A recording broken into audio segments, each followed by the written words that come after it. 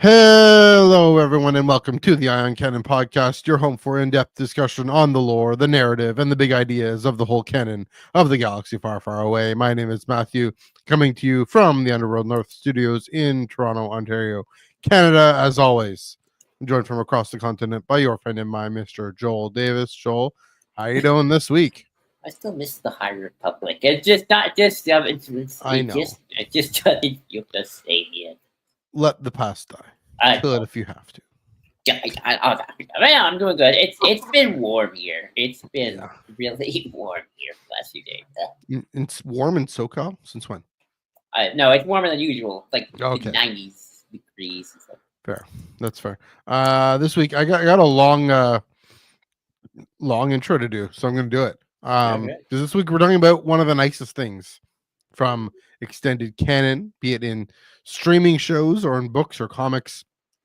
I've said this a few times on the pod. It gives creatives more time to flesh out and expand the characters and character beats of the films. Sorry, bit congested here. Concrud, why not?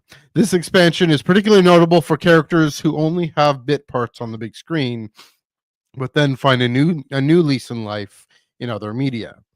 For some of these examples, it's the fan reaction to a character or even a character design that prompts both creatives and executives to give these characters more time in the sun. And that reminds us that the stories that Lucasfilm tells and the support, financial or otherwise, that fans give to those stories are in a symbiotic chicken and egg relationship.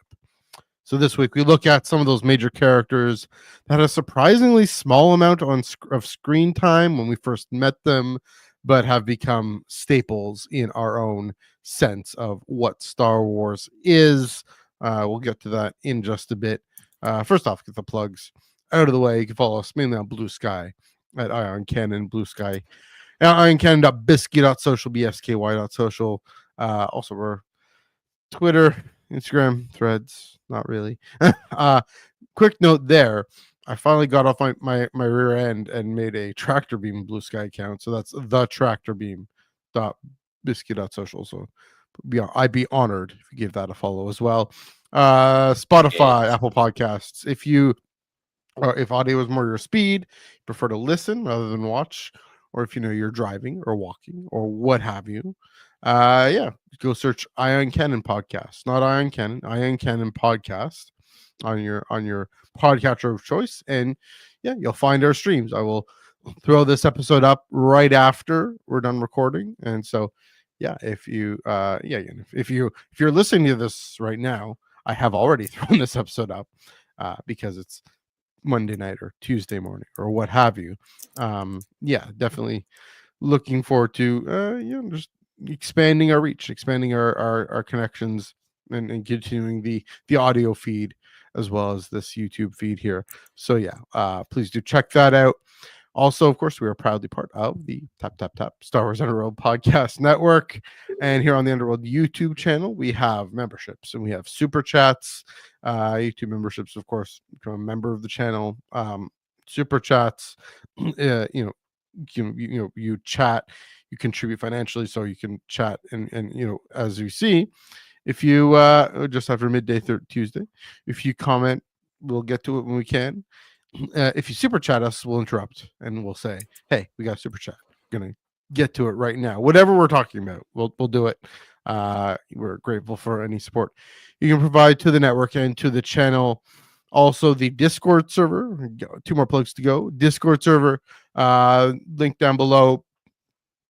I can get into the server and chat about Star Wars, chat about comics, chat about books, chat about novels, a whole bunch of things, and some events and some viewing parties and different things happening. Joel, is that correct? That's correct. Last week we watched Volume 1 of Star Wars Visions, and Ben kept the live stream going all night. Then everyone was gone. I was just still watching Volume 2 via his stream. Really? but we tended to watch just Volume 1, which is good. It actually reminded me what the heck the actual story of the Ninth Jedi was, because I kind of forgot. What's the actual story of that? It's about to get a series next year. So, what's the action? Oh yeah, they gotta go rescue her father. So that was nice to see that one again. But that was lots of fun. So yeah, this week most likely we'll be probably doing a tried and true game night. So be on the lookout for that. There we go. Give the Discord server some love. It's a great community connecting from all across the world, as we've seen, and so please do check that out. Last but not least, certainly last but not least, I mentioned the Tractor Beam, a Star Wars comics review podcast. Workshopping some names there, but yeah, we what that is every Wednesday at 9 p.m. Eastern, 6 p.m. Pacific. Chris Alvin and I break down the comic books that have come out that day, or that Wednesday. And yeah, right here, that's right here on the Underworld YouTube channel. And this coming Wednesday, rolling right along, Dr. Afra, Chaos Agent #3, Codebreaker #3, the Poe Dameron book by Ethan Sachs from Dark Horse, which reminds me, and we'll get to a little bit more of that in a few minutes, but chatted a little bit about Codebreaker with Ethan Sachs in person at Fan Expo Canada, alongside, of course, talking about bounty hunters, and our full panel with Ash, call it Tractor Beam Live, Ash with Ethan right next to us, and then Paolo on Zoom all the way from Italy. I don't think we can see him in the video, but you can definitely hear him, hopefully. So I'll have to look at that. But yeah, that will hopefully be up on this here YouTube channel soon. So look out for that as well. But yeah, Tractor Beam comics reviews coming at you this Wednesday, 9 p.m. Eastern, 6 p.m. Pacific, right here on Underworld YouTube, Underworld Facebook, and Underworld and Iron Cannon Twitch, especially this episode 9 Facebook thing too. So yeah, looking forward to seeing the reaction to that. Again, Ethan and Paolo were gems, were fantastic, and yeah, looking forward to doing more things like that. So yeah, check that out. But yeah, all right, that's enough of me for now. Our week in Star Wars, Joel, I'll let you take it away. Yeah, so I had this thought this week when I was doing my usual ponderings of life and philosophy in the world. That I am a deep thinker after all. I am an intellectual. Um, but I was thinking about like the post Rise of Skywalker galaxy and what you could do and what it entails, and like we all assume like, oh, there's not going to be another republic, not going to be another republic. I don't know. I think there could be. I just think it could just be a really small one. Because I was thinking about like when in the real world, how when the big empires and civilizations fall, do they truly ever go away? Is Rome gone? Or is it just the Catholic Church now? I know there's some dispute about that by some or is it just the city of Italy, city of Rome, the country of Italy? That's true, country of Italy. Is the Ottoman Empire gone? There's still Turkey, and Turkey claims to be the descendants of the Ottoman Empire. Oh, here's another great example. Here's a little bit more modern, or also modern. Look at Russia. You had the Russian Empire. They had the Soviet Union. The Soviet Union broke up. And there's still a Russia. Smaller, Yeah. right? I mean, still pretty big, but it's smaller compared to the last two. But Russia's still around, and they claim to be the successors of both the Russian Empire and the Soviet Union, which is a little more complicated because the Soviet Union didn't consider itself the successor of the Russian Empire. They saw themselves their whole new thing, but that's a different story. That's more complicated. But the point is, it's still Russia, and it still kind of claims to be part of that history. Yeah. So, I don't know, like, what's stopping, like, maybe some core worlds getting together. It's like, like Chandrila, Coruscant. Oh, wait, not all the ones blown up. Corellia, maybe Kuat. Like, hey, we all used to be together. Want to just form a republic? We'll be the successors of the Galactic Republic. It'll just be the four of us. And no one else joined. That's okay. Just be the four of us. We'll fine. We'll all have our own little section. We'll still wave the flag and celebrate the old holidays, keep the traditions alive, even though everyone else is kind of moving on. It'd be great. So I don't know. I'd be interesting if like there is some sort of republic successor state, quote unquote, even if it's just really small and like 5 planets, while everybody else is doing some new thing. Just going their own, living in chaos. I don't know. I don't know. That's just something I was thinking about. Where it's like our republic's even smaller now, and just a few core worlds, as the successors of the republic tradition. Sure. Yeah, that's my thought of the week of Mhm. Maybe that's how the Republic lives. It's just even smaller now and sadder. Yeah, all of this has happened before. All of this will happen again. I was actually just thinking about Battlestar Galactica and reminded of that. Yeah, and that one of the major ideas of that show is that history is cyclical. And so, we know that there's some canon version of how, Coruscant and Corellia and Alderaan and them started out as just this single political entity that then kept branching out, and eventually they get to Naboo and the Midrim and the colonies and all that. Um, and then someone named Lena So comes along and says, "Hey, I wanna expand this thing. We're all the Republic. Welcome in. The water's fine."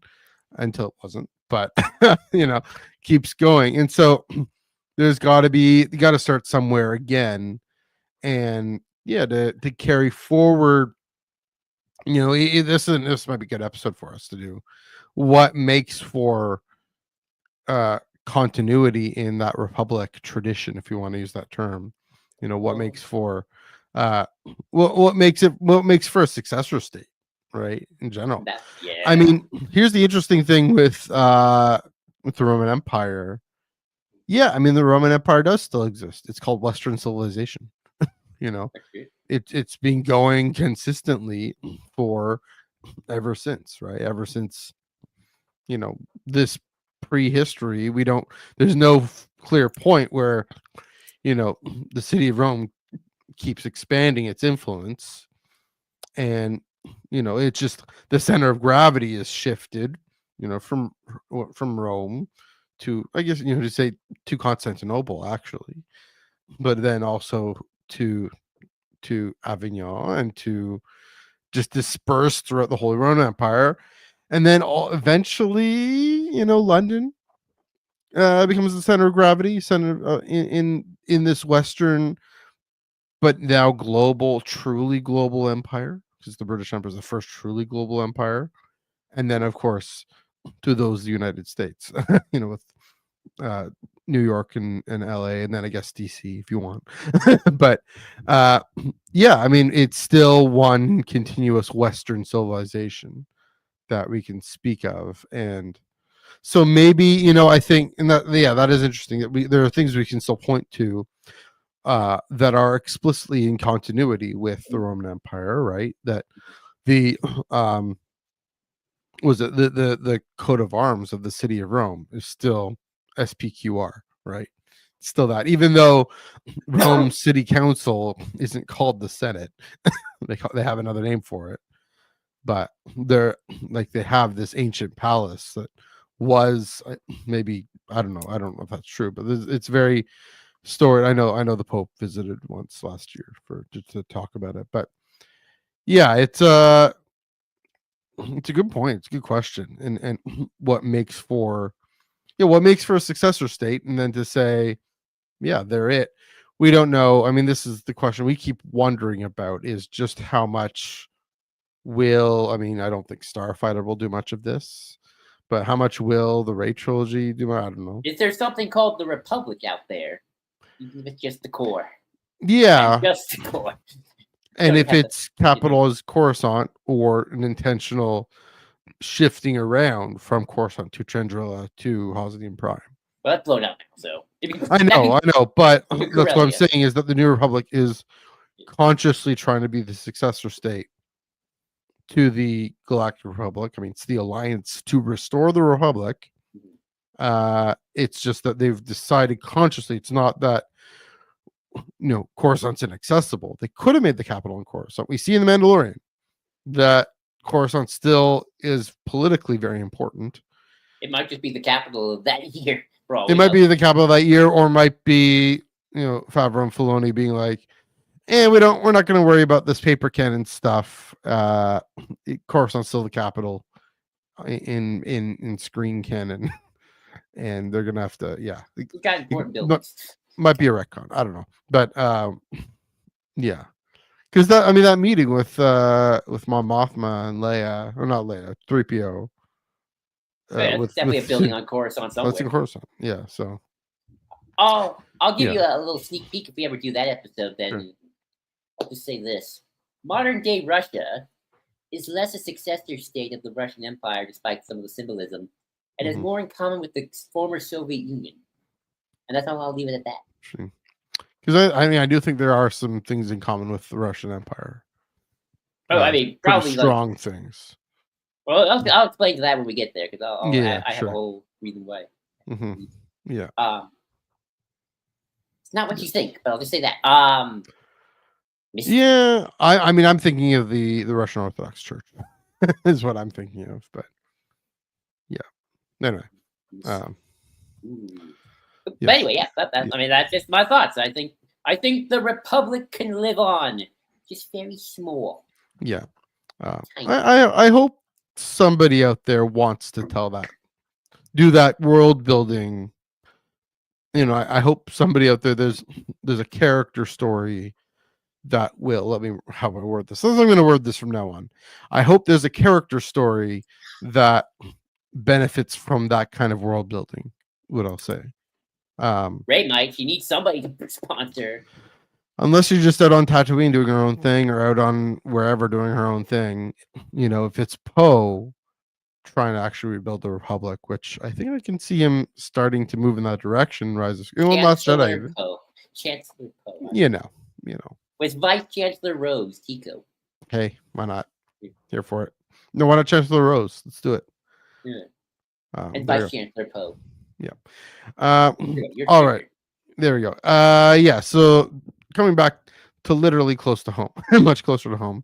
Not in this republic. In this, we're not even like Dominion of Canada anymore. We're just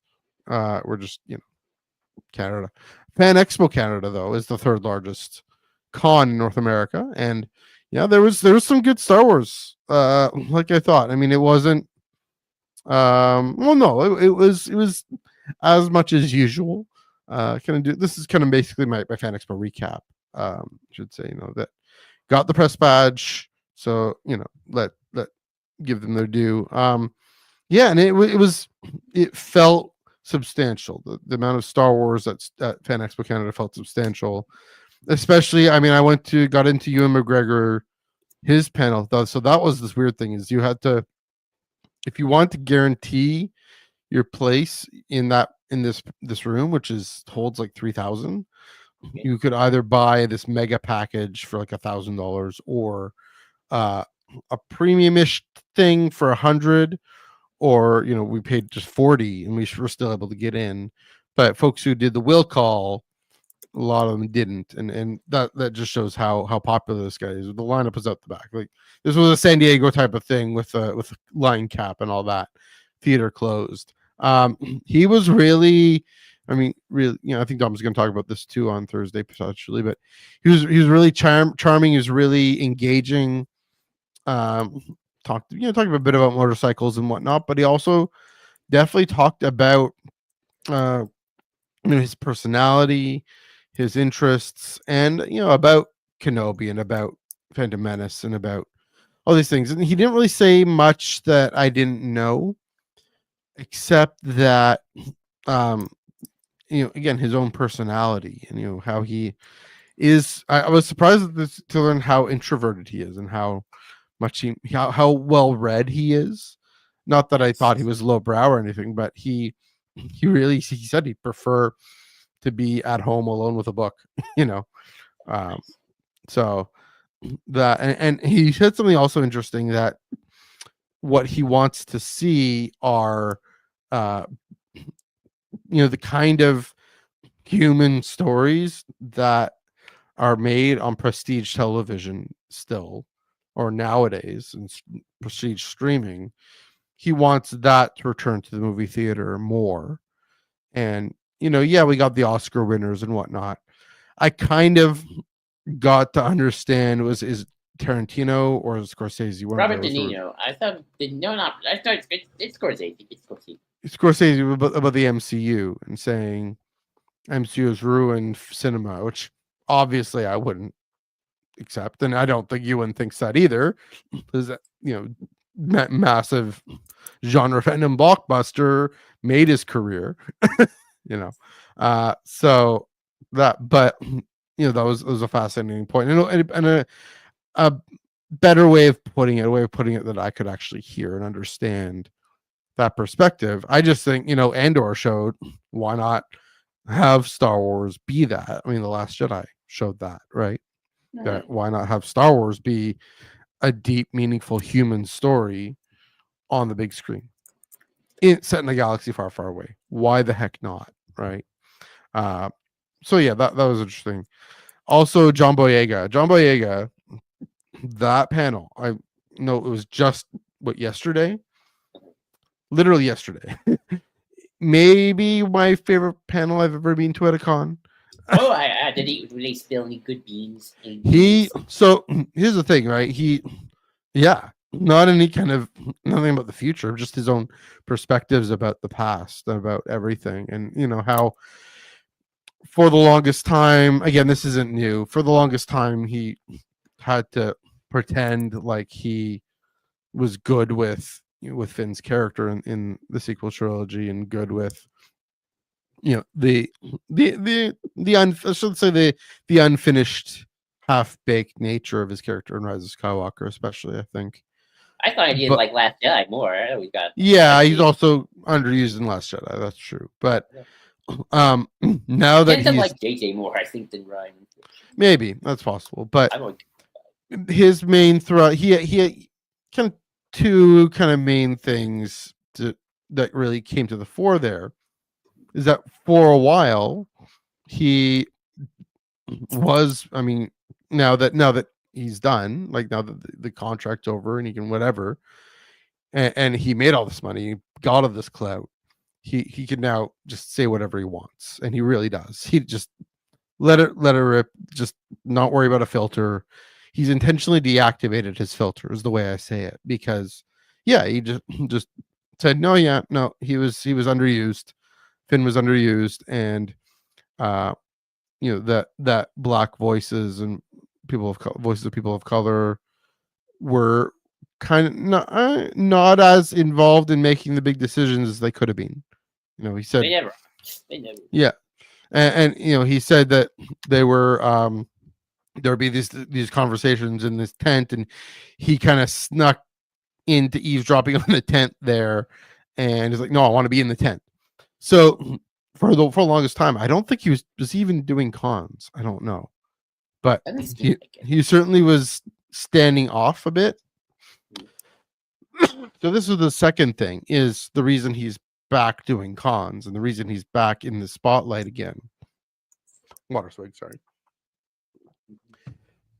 Sorry guys. Con crud probably.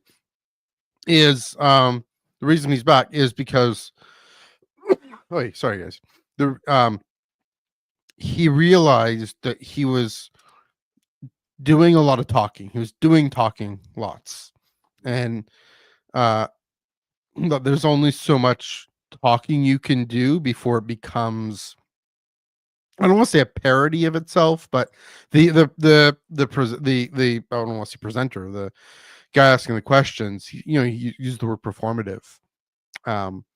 And by the way, one of the things that made this panel so great, and I want to ask this guy about this, was the guy, the presenter, the guy asking questions, a black man himself from the Midwest, who has followed John Boyega's career, and was really excited and really happy to do this Q&A. And when you and I know this, Joel, like when we're interviewing someone, we try not to insert ourselves too much.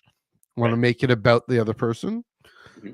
This was the one time, the exception that proves the rule, in the sense of, is there a time and a place to walk that tightrope and to say, you know what, I'm just so enthusiastic that I think I can add. And this guy was clearly a pro. He knew what he was doing. So he, like, him putting himself into the Q&A a lot was actually added to it.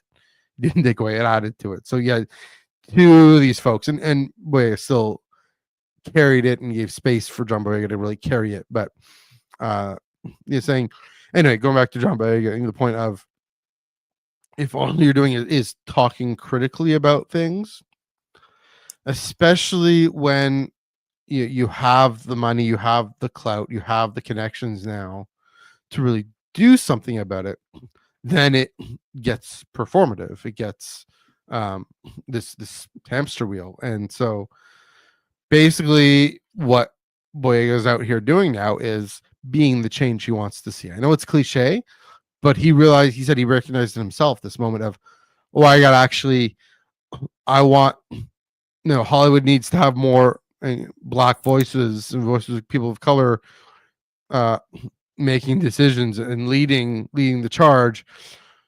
Okay, well, I'm going to be that voice leading the charge. And so he's founded his own production company that started with Pacific Rim, and he's doing Attack the Block 2, and I need to see Attack the Block 1. And so and things that Star Wars really taught him, right? To step out and make a contribution to the wider world, because he grew up a Star Wars fan, huge Star Wars fan, prequel guy. So that's his age too. So yeah, it was really, really fantastic panel, really fantastic Q&A.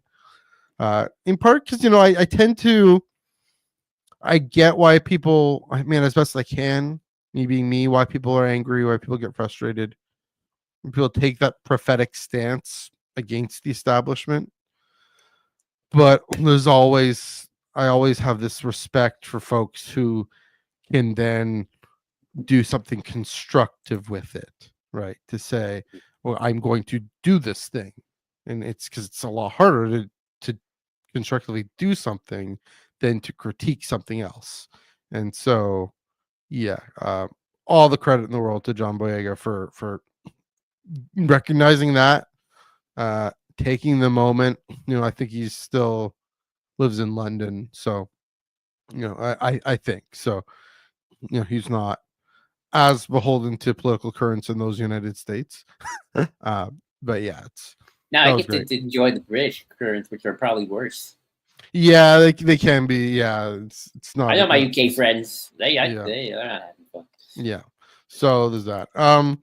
I didn't go to Daphne Keene. I should have, because I was like, I'm going to go to Haley Steinfeld instead, and so I want to do some other things. But Dom went to Daphne Keene. So Did you see yeah, that was Tim? so Tim's on. So that was a great one too. Yeah, nothing necessarily that we didn't know. Although he really talked about spent a long time talking about the behind the scenes of when he was told about Thrawn and Rebels. I brought in, um, brought into Lucasfilm, and he thought, okay, we're just gonna let still talking to. Turns out this whole big thing met with Filoni, met with the story group, and all that, and then Michael Seglain was like, yeah, we want you to write this backstory effectively to Thrawn in season 3, and that was of course the novel, and all through those 2 seasons, and you got this canon trilogy. He said some interesting things about the popularity of that original Thrawn trilogy. It was like he was being all interestingly humble and saying, those things sold mainly because of the Star Wars on the cover, not because of the Timothy Zahn on the cover. And we were all, and don't sell yourself too short. You took the material and ran with it, you know. Uh, and so it reminded me of the moment in New York Comic Con. This past New York Comic Con, I got my first edition of Heir to the Empire signed, and he was telling me they didn't think they would sell. Bantam made 70,000 copies, and they had this kind of banner, this in the blue with the gold banner, and saying, "Oh, a new adventure in Star Wars. Hope you buy it. Hope you like it." And of course, it sold within days. Sold out within days. So they had to do multiple printings of it.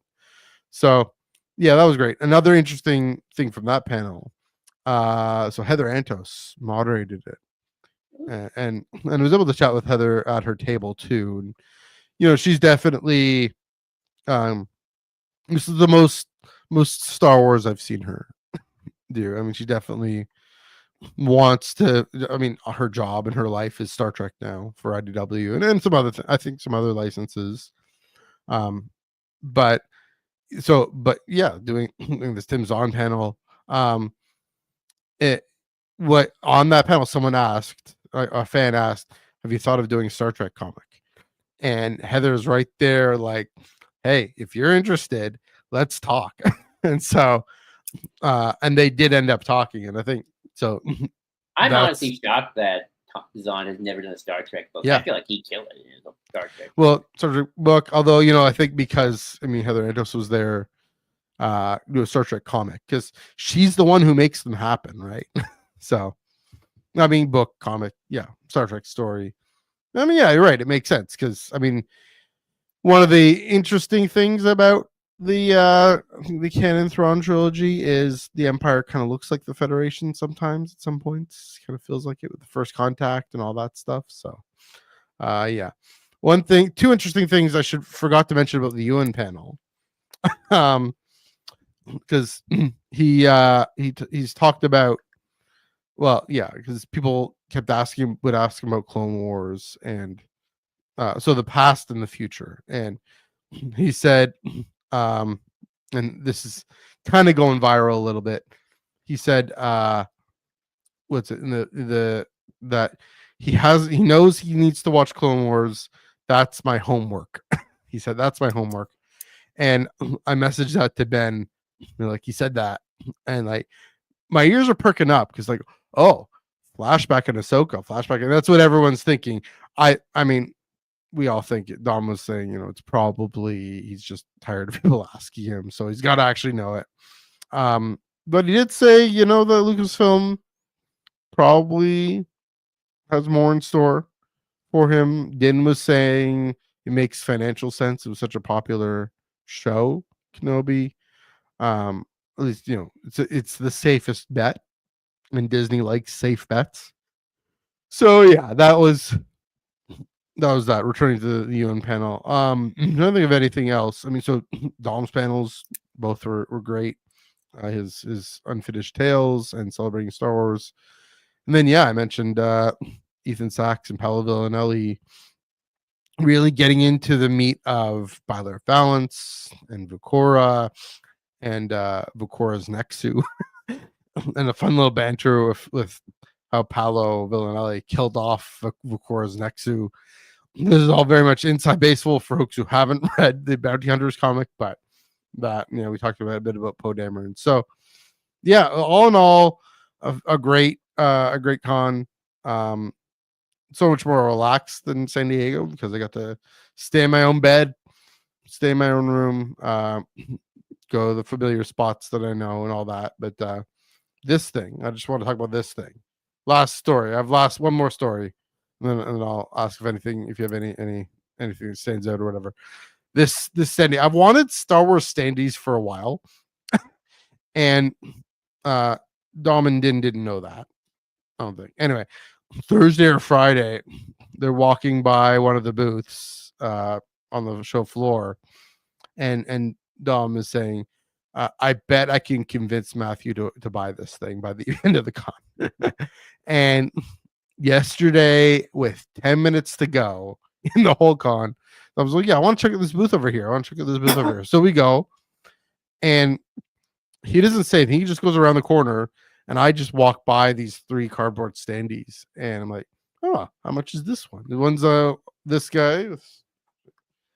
There we go. It's like this is like a Lay's ad, and one's like a Pepsi ad, and one's this little Mace Windu thing. Nice. And I'm like, how much? So like, I was asking for 30 for Mace Windu, you two for 15. It's like, okay, yeah. Then okay, well, all 3 have been asking for each like 100 each, but how about 50 each? Like, I don't know. Okay, how about 60 for all 3? Still, I don't know. 50 for all 3. This guy did not want to take it back to Quebec City. It's a 9-hour drive to Quebec City. He didn't want to take it back. As you can see, l'attaque des clones. It's in French. So he's like, still coming on. $40 for all three of these standees. So, yeah, I did that. I don't know. This is not going to be permanent, but it's a funny story, and it is now eclipsed Troopy, wrong guy, Troopy as the most unhinged Star Wars con purchase I've ever made, although way cheaper than Troopy. This guy was 100 American at Star Wars Celebration. This was 40 Canadian. This and the other two. So I'm officially ridiculous. I know, but you only live once. You only con once, and it was only $40. So why not? So yeah, that's from what I can recall. Fan Expo Canada at Star Wars at Fan Expo Canada. Yeah, there was Star Wars trivia, a little fun Star Wars trivia that was good. But the 501st were there as usual. Rebel Legion, them, Mandalorian Mercs. There was a Mandalorian Mercs guy throughout our bounty hunters panel, standing right behind Ash and Ethan. It was like the whole time. So that was funny. But yeah, so stay tuned for hopefully I have to check the video of that panel. So and if it's good, then I'll throw it up. I'll hopefully try and edit it or get someone to help edit it and throw it up onto this year channel because Tractor Beam Live, why not? There we go. So yeah, that's my recap of Star Wars at Fan Expo Canada.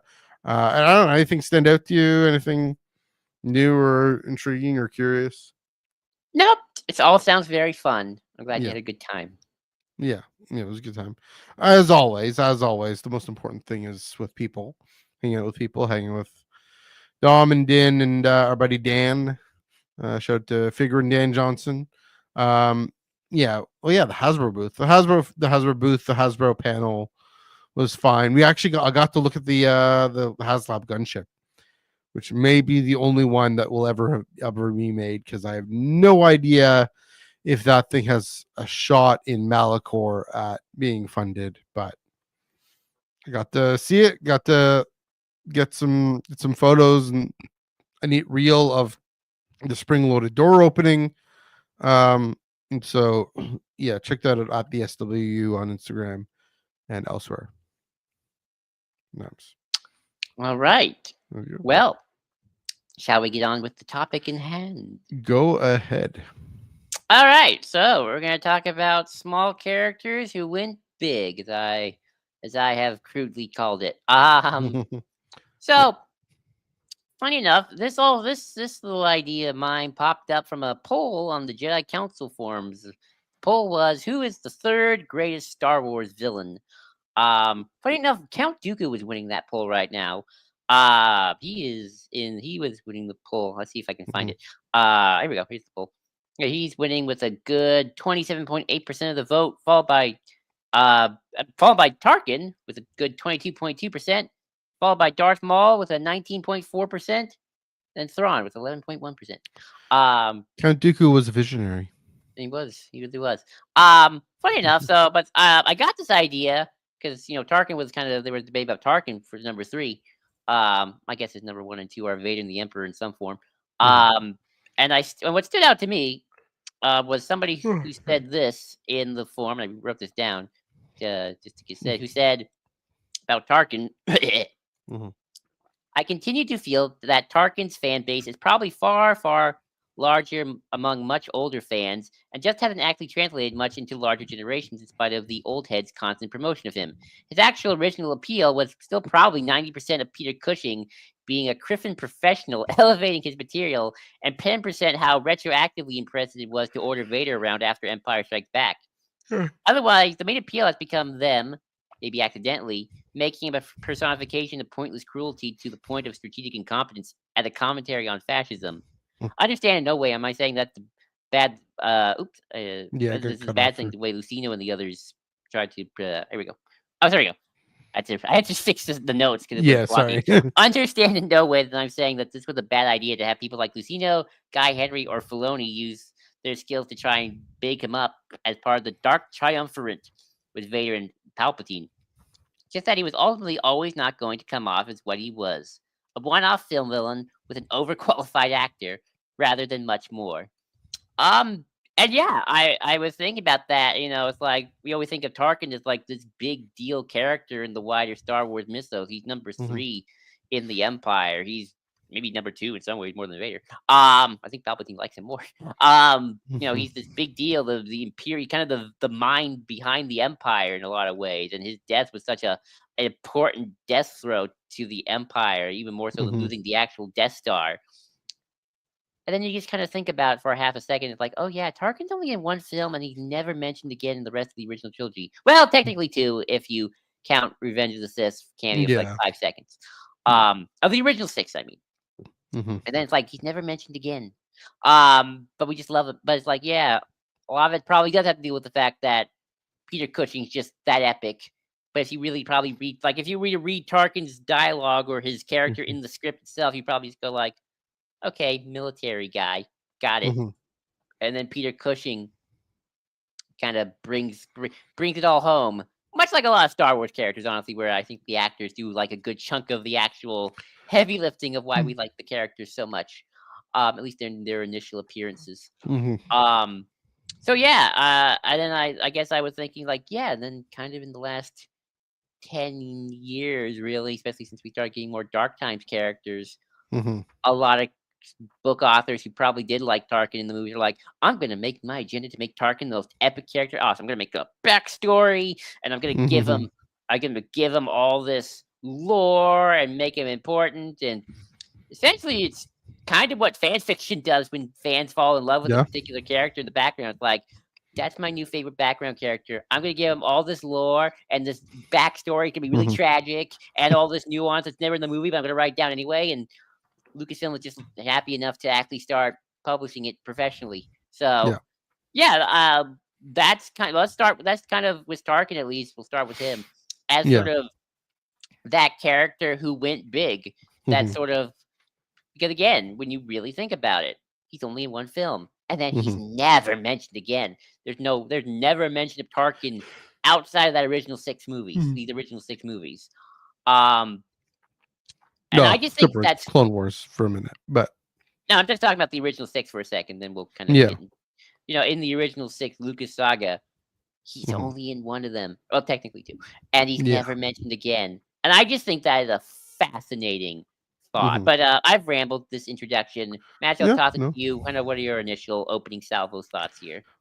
I mean, we're talking about, well, so I had 2 thoughts, 2 stages of thought here.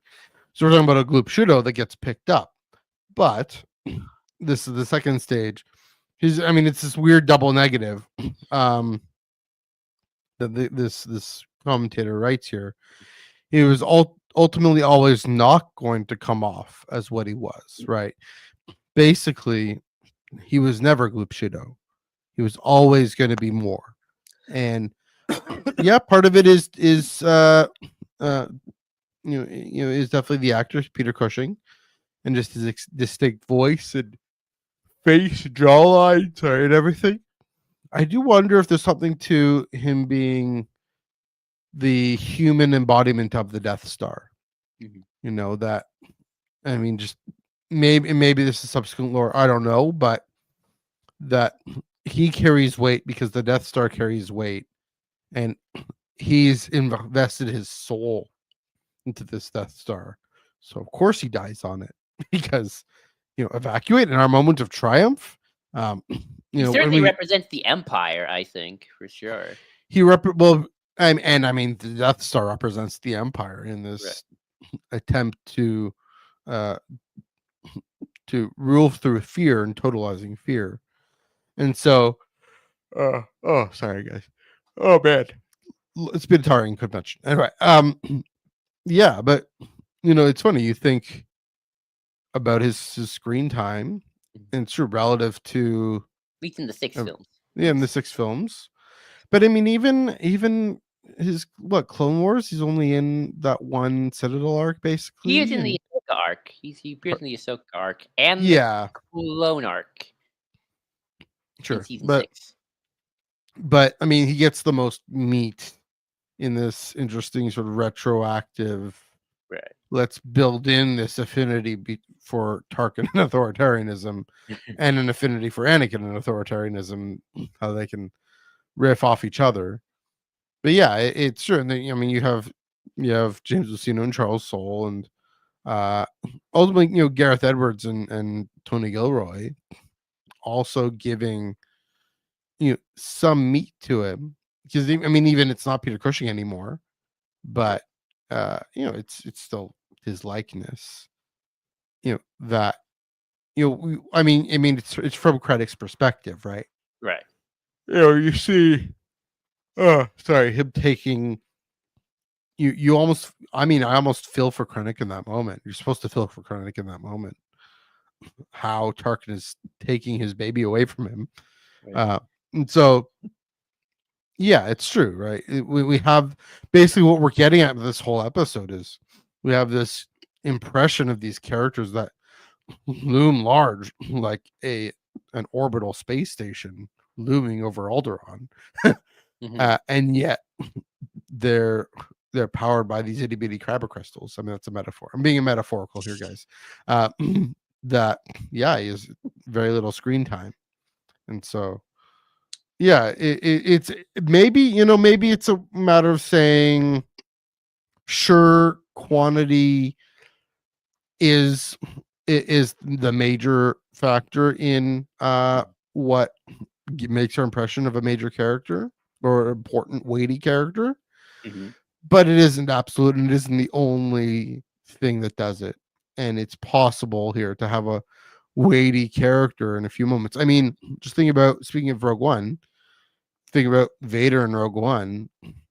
He's looming over the whole film, really, but he has very, very little screen time. He has the perfect amount of screen time for Rogue One, but yeah, he kind of looms over the whole film, as does Tarkin. Tarkin doesn't have much in that film either. So yeah, Well, good if writing, good acting. I mean, good writing, good acting can make for more importance and more weight than time. I mean, if you just look at the original trilogy just for a second as a singular entity, Mhm. you know, Yeah. Tarkin's only in one of them. He dies. So much of the gravity of the villain skips to Vader. Yeah. Especially by the time of Empire Strike Back and True. Return of the Jedi, that's when things get complicated. Then, Mhm. in retrospect, retroactively, it's Palpatine who kind of looms over the whole thing because he's the Emperor. Which, because he's mentioned in the first movie, he shows up a little bit in the second, and then he's Yeah. the full-on villain in the third. Which is the point where it's like, if you kind of forget Tarkin was a thing for like that first movie a little bit by the time they get to Return of the Jedi, so much has Yeah. happened. Yeah, I just think that's it's kind of interesting. Like Tarkin kind of has like almost like an expiration date of like he's like this big figure, and Mhm. then boom, he goes kaboom, and then it's back to Vader and the Emperor. Because Tarkin, in a lot of ways, I think you can make the argument Tarkin's the main villain of A New Hope. He's kind of the one directing everything. Yeah. He runs the Death Star. He's kind of the one he wants to. He's the one pushing it in the first place.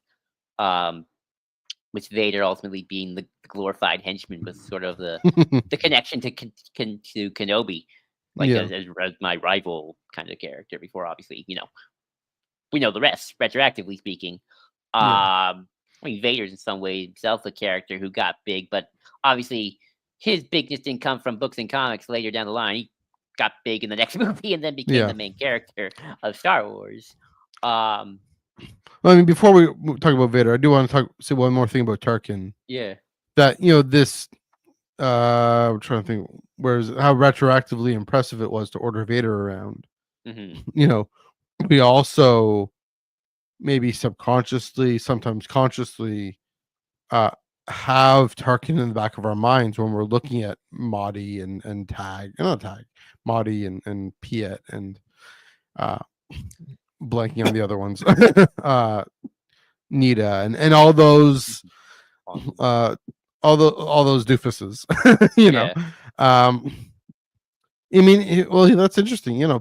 Piet also ends up feeling more important because partly because he can stick around, but also because I mean that's the thing. Yeah, both Tarkin and Piet have Vader's respect. But Tarkin did, but he doesn't boss Vader around. Piet knows he would die if he did that. Sure, but Piet's more but they still subservient to Vader. Yeah, and that, I mean, that definitely adds to Tarkin's stock in our sense of the pecking order. But I think, with Piet, he's able to hold his own a little bit, right? He's able to, um, it's an older code store, but it checks out, right? Like, Correct. These things, he's able to see Vader, the mask come down in Empire, right? Right? Absolutely. Is that true? You just get the back of his head, and then Yeah, but and he kind still, of flips away. We're like, I'm not looking but at that. like, he's not. Well, no, he has a healthy fear of Vader, unlike Nita or Maudie, right? Um, Marty's arrogant, and no, Nita's an Empire guy who just thinks like, I'll apologize to Vader, and yeah, he just loses I'll the Falcon. That's right. and But then yeah, Maudie, like, he so is a maybe little that's the arrogant. big contrast is with Maudie, Yeah. right? An admiral, right? So, but again, my point being, we're we're reading Tarkin, we're experiencing Tarkin, weird phrase, uh, in contrast and in comparison to subsequent Imperial officers, Mhm. because he was the first. He's the first we see, and so it's all okay. How does this relate back? Um, yeah, it's true though. It's again, it's beyond just what Peter Cushing on the screen does. It's everything else too. And again, I think that's partly what what Lucino's tapping into, writing that backstory of how there was this, basically say, if you've just seen Empire Strikes Back, only seen it, just a thought experiment. Some, who knows whoever's done this, but if you've just seen Empire Strikes Back, you haven't seen any other Star Wars film, and then you pick up James Lucino's Tarkin, just say, no one's done this, but you never know. It's almost to say, okay, well, here's Maudie, but then there was this uh Imperial officer who could hold his own with Vader, and tell him, release him as you wish, you know, that there was. So, there you go. Mhm. Yes, also definitely experienced Tarkin. Never too soon. Always too soon. No, I'm just kidding. Great Oh comment. yeah. So yeah. So I mean, again, it's teaching us. I mean, it's a masterclass lesson in filmmaking, that it's all interconnected, and the weight of a character reverberates posthumously. Mhm. I mean, like with, I mean, sort of with Vader in Vader's got the one sequel thing though trilogy. that Yeah. Tarkin. Vader's got one thing though Hmm. that Tarkin I don't think had in the original trilogy, Hmm. and that is personal connection to the hero. Um, which I think that's Sure. ultimately I think the big because in the original and I'm just talking about just A New Hope or Star Wars 77, Hmm. where as far as Luke's concerned, it's the guy who killed his father. So Yeah. there's that True. There's revenge. that personal connection. There's Yeah. that revenge. Not maybe not revenge for Luke, but just like that. Luke sees this guy, he's gonna want to fight him because hey, you killed my dad. How dare you? Hmm. And also you killed Ben Kenobi, my mentor, my friend. How Hmm. dare you do that too? Um, Yeah. it's very fascinating reading like the old pre I am your father draft of Empire Strikes Back and trying to make Vader seem important to Luke, but Hmm. it just comes off weird because like Vader really wants Luke to join him, but there's not it's a little too impersonal for some reason. Hmm. Um and then Well, you get compared to being his father, I oh mean, yeah, what a reason, you know? I know, but I do think that's the thing that obviously Vader has designed, of course, Yeah. and but he's also got the personal connection. He killed Ben, he killed Luke's father. So Hmm. Vader got big, and there was definitely ground to develop him on further because obviously again, you got that kind of personal vendetta thing going on, and then of course Yeah. with Empire Strikes Back, Lucas does the ultimate twist to Rooney, which you know genius and like, no, I am your father. And that just makes things even more complicated with Vader, where it's like, Hmm. not only does Vader become, kind of the imposing main villain of that movie and kind of the Vader that I think a lot of people associate with today. Um, obviously I'm your father, and that makes things more complicated for Luke. So then you really get the personal stakes Yeah. um with with with Vader there, Yeah. which I think is probably again why I think Tarkin's interesting because again, Tarkin is just kind of the impersonal villain. He's just I'm Mm. the personification of Imperial military and the Death Star. But I really have like no personal vendetta against like Luke Skywalker. It's just I'm just commanding the forces and Sure. commanding Vader. So it's like law and order. Um, even compare that to the Emperor, who obviously Hmm. the personification of evil, but also this is Yeah. the guy who corrupted Luke's father. So there's that connection as well. So he's kind of like, Yeah. I ruined everything for your life, kid. So because Hmm. whereas Tarkin is just, I mean, I guess he's at. Here's the thing. I wish Tarkin could have lived, and this is one of those things where it's like Hmm. Lucas didn't plan this out, so obviously, but it would have been cool if Tarkin lived because then I think you could make like Tarkin more of an enemy to Leia because he blew Yeah. up. That's what I was about to say. He blew up Yeah. Alderaan. So, but then but Tarkin's not like curse you, Princess Leia. I think it's just like okay, I did that. Hmm. Next planet to blow up, please. Yavin, here we go, and then he dies. Yeah. So I think that's kind of like just looking at narrative stuff. It's like there's kind of no real like drama with Tarkin in To the same Luke, way no. to Luke, and No. that can work. And there's a character who actually where that works, who we'll get to. He's Hmm. big and blue. Yes. Dabu dee babu die. But I definitely think Yeah. there's something to be said there. I mean, I see what you mean. I do see what you mean. I think, Leia, she's not the main hero, Mhm, but she's heroic and she moves things forward. And so I think the fact that that scene is also so early, mhm. the Alderaan scene, and that does forge a personal connection in a way with Tarkin and Leia, in that he's the one who puts her in this incredibly vulnerable position and backing her into Vader. Um, you know, you prefer I just don't think it's another drawn out target. throughout the rest of the movie. It kind of No, but I think it reverberates. And that's kind of what I mean with Tarkin embodying the Death Star, right? Um, why Leia needs to destroy this thing. So, yeah, I do see what you mean. The only thing is, well, I'll say this is that even just in Star Wars 1977, the amount of you prefer another target, a military target, we'll name the system, Mhm. and Darth Vader uh was murdered your father. That's the same amount of time, right?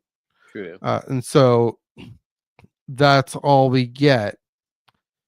So the reason I also want to include Darth Vader in this is because, yeah, we have. I mean, he's also, I think, the classic example of this, or a classic example of this. He only has what, the 10 minutes Mhm, in A New Hope, in Star Wars. George hadn't landed on "I'm Your Father" yet.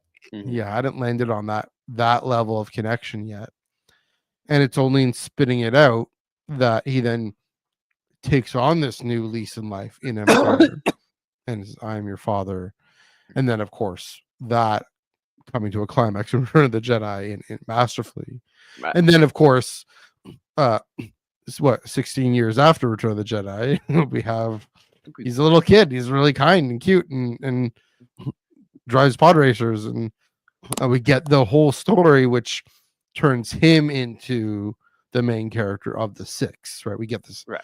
prophecy of the chosen one, which we've talked about back I'll and say forth. But though, by yeah, one counter though, hmm, Vader got to go forward in his initial appearance. yes, Tarkin only gets to go backwards. And yes, while that that is backwards true. definitely adds the weight, Vader at least got two more movies to go Hmm. forward.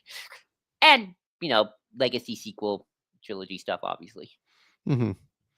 Um, this is an interesting thought with Daisy. Tarkin, he's the only full-time Imperial villain, in that his villainy is about the Empire. I think, Daisy, that's kind of what you're getting at here. Others have their hobbies. Yeah, I love yeah, that. crafting wayward youth, or Vader trying to make up for being an absentee father. Yeah, like, I It's true. mean, especially for Sith, Mhm, it's never really about the Empire.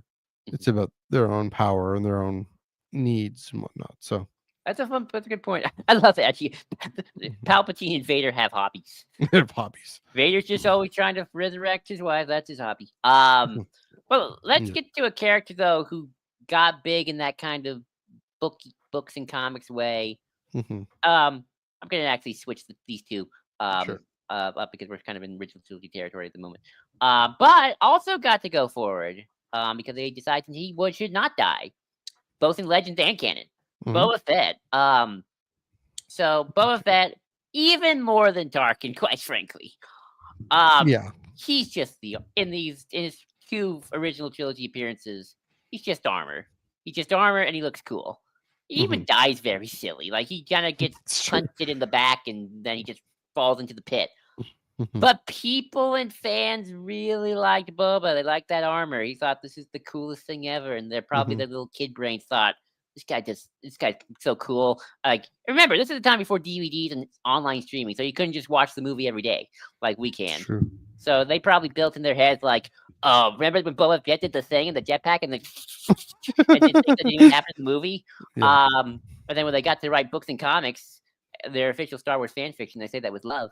Or it's like, no, Boba Fett totally didn't die in the Sarlacc pit. He used his flamethrower and bolted his way out of there and Mhm. went back to bounty hunting. And he's like this cool dude. He's like the space Catholic because he doesn't think intercourse should happen without marriage. Um, that's Really? yeah. There's some old '90s Wow. Star Wars book where like Wait till Jabba marriage. gives slave Leia That's over it. to Yeah. Boba Fett, and like Boba's like, "No, dude, I'm not into that thing. I believe in you gotta marry first. That's not right." And he hates Han because Han sells drugs, like Yeah. spice that's like all the bad drugs that that make you go crazy. So it's like you're corrupting the youth, man. That's I'm bringing you wild. to justice. This was prequels Boba Fett. Um, When was this? What book was this? this is I think it's Tales from Jabba's Palace, Oh, really? I where need they to read go that into then. like Boba's like this kind of Mhm. not religious and like a I believe in God, but like very like conservative kind of guy. Yeah. This was he's a Tamara Morrison clone. Yeah. Um, It's um, baller. but he appears in a bunch of stuff and books. A lot of Folder. he's very marketable. Like, Mhm. hey, you want to learn about this cool guy? And let's make a whole society of Boba Fett's. Yeah, the Right. Mandalorians and all that. And then I think I've always said that in some ways, making Boba Fett and Jango Fett the template from the clones is George's own little. Yeah, Boba Fett really did kind of go full dare mode on everybody. Yeah. I always said that Attack of the Clones, making Boba Fett the clone template, is kind of George's like little wink wink kind of fan servicey moment because like there's Mhm. no real reason Boba Fett needs to be the template for the clones, but like I think George was like, people like Boba Fett. Let's give him an origin story, and look, Yeah. he's going to be the template for this army. So let's just do that. That'll be cool. And then obviously, Mhm.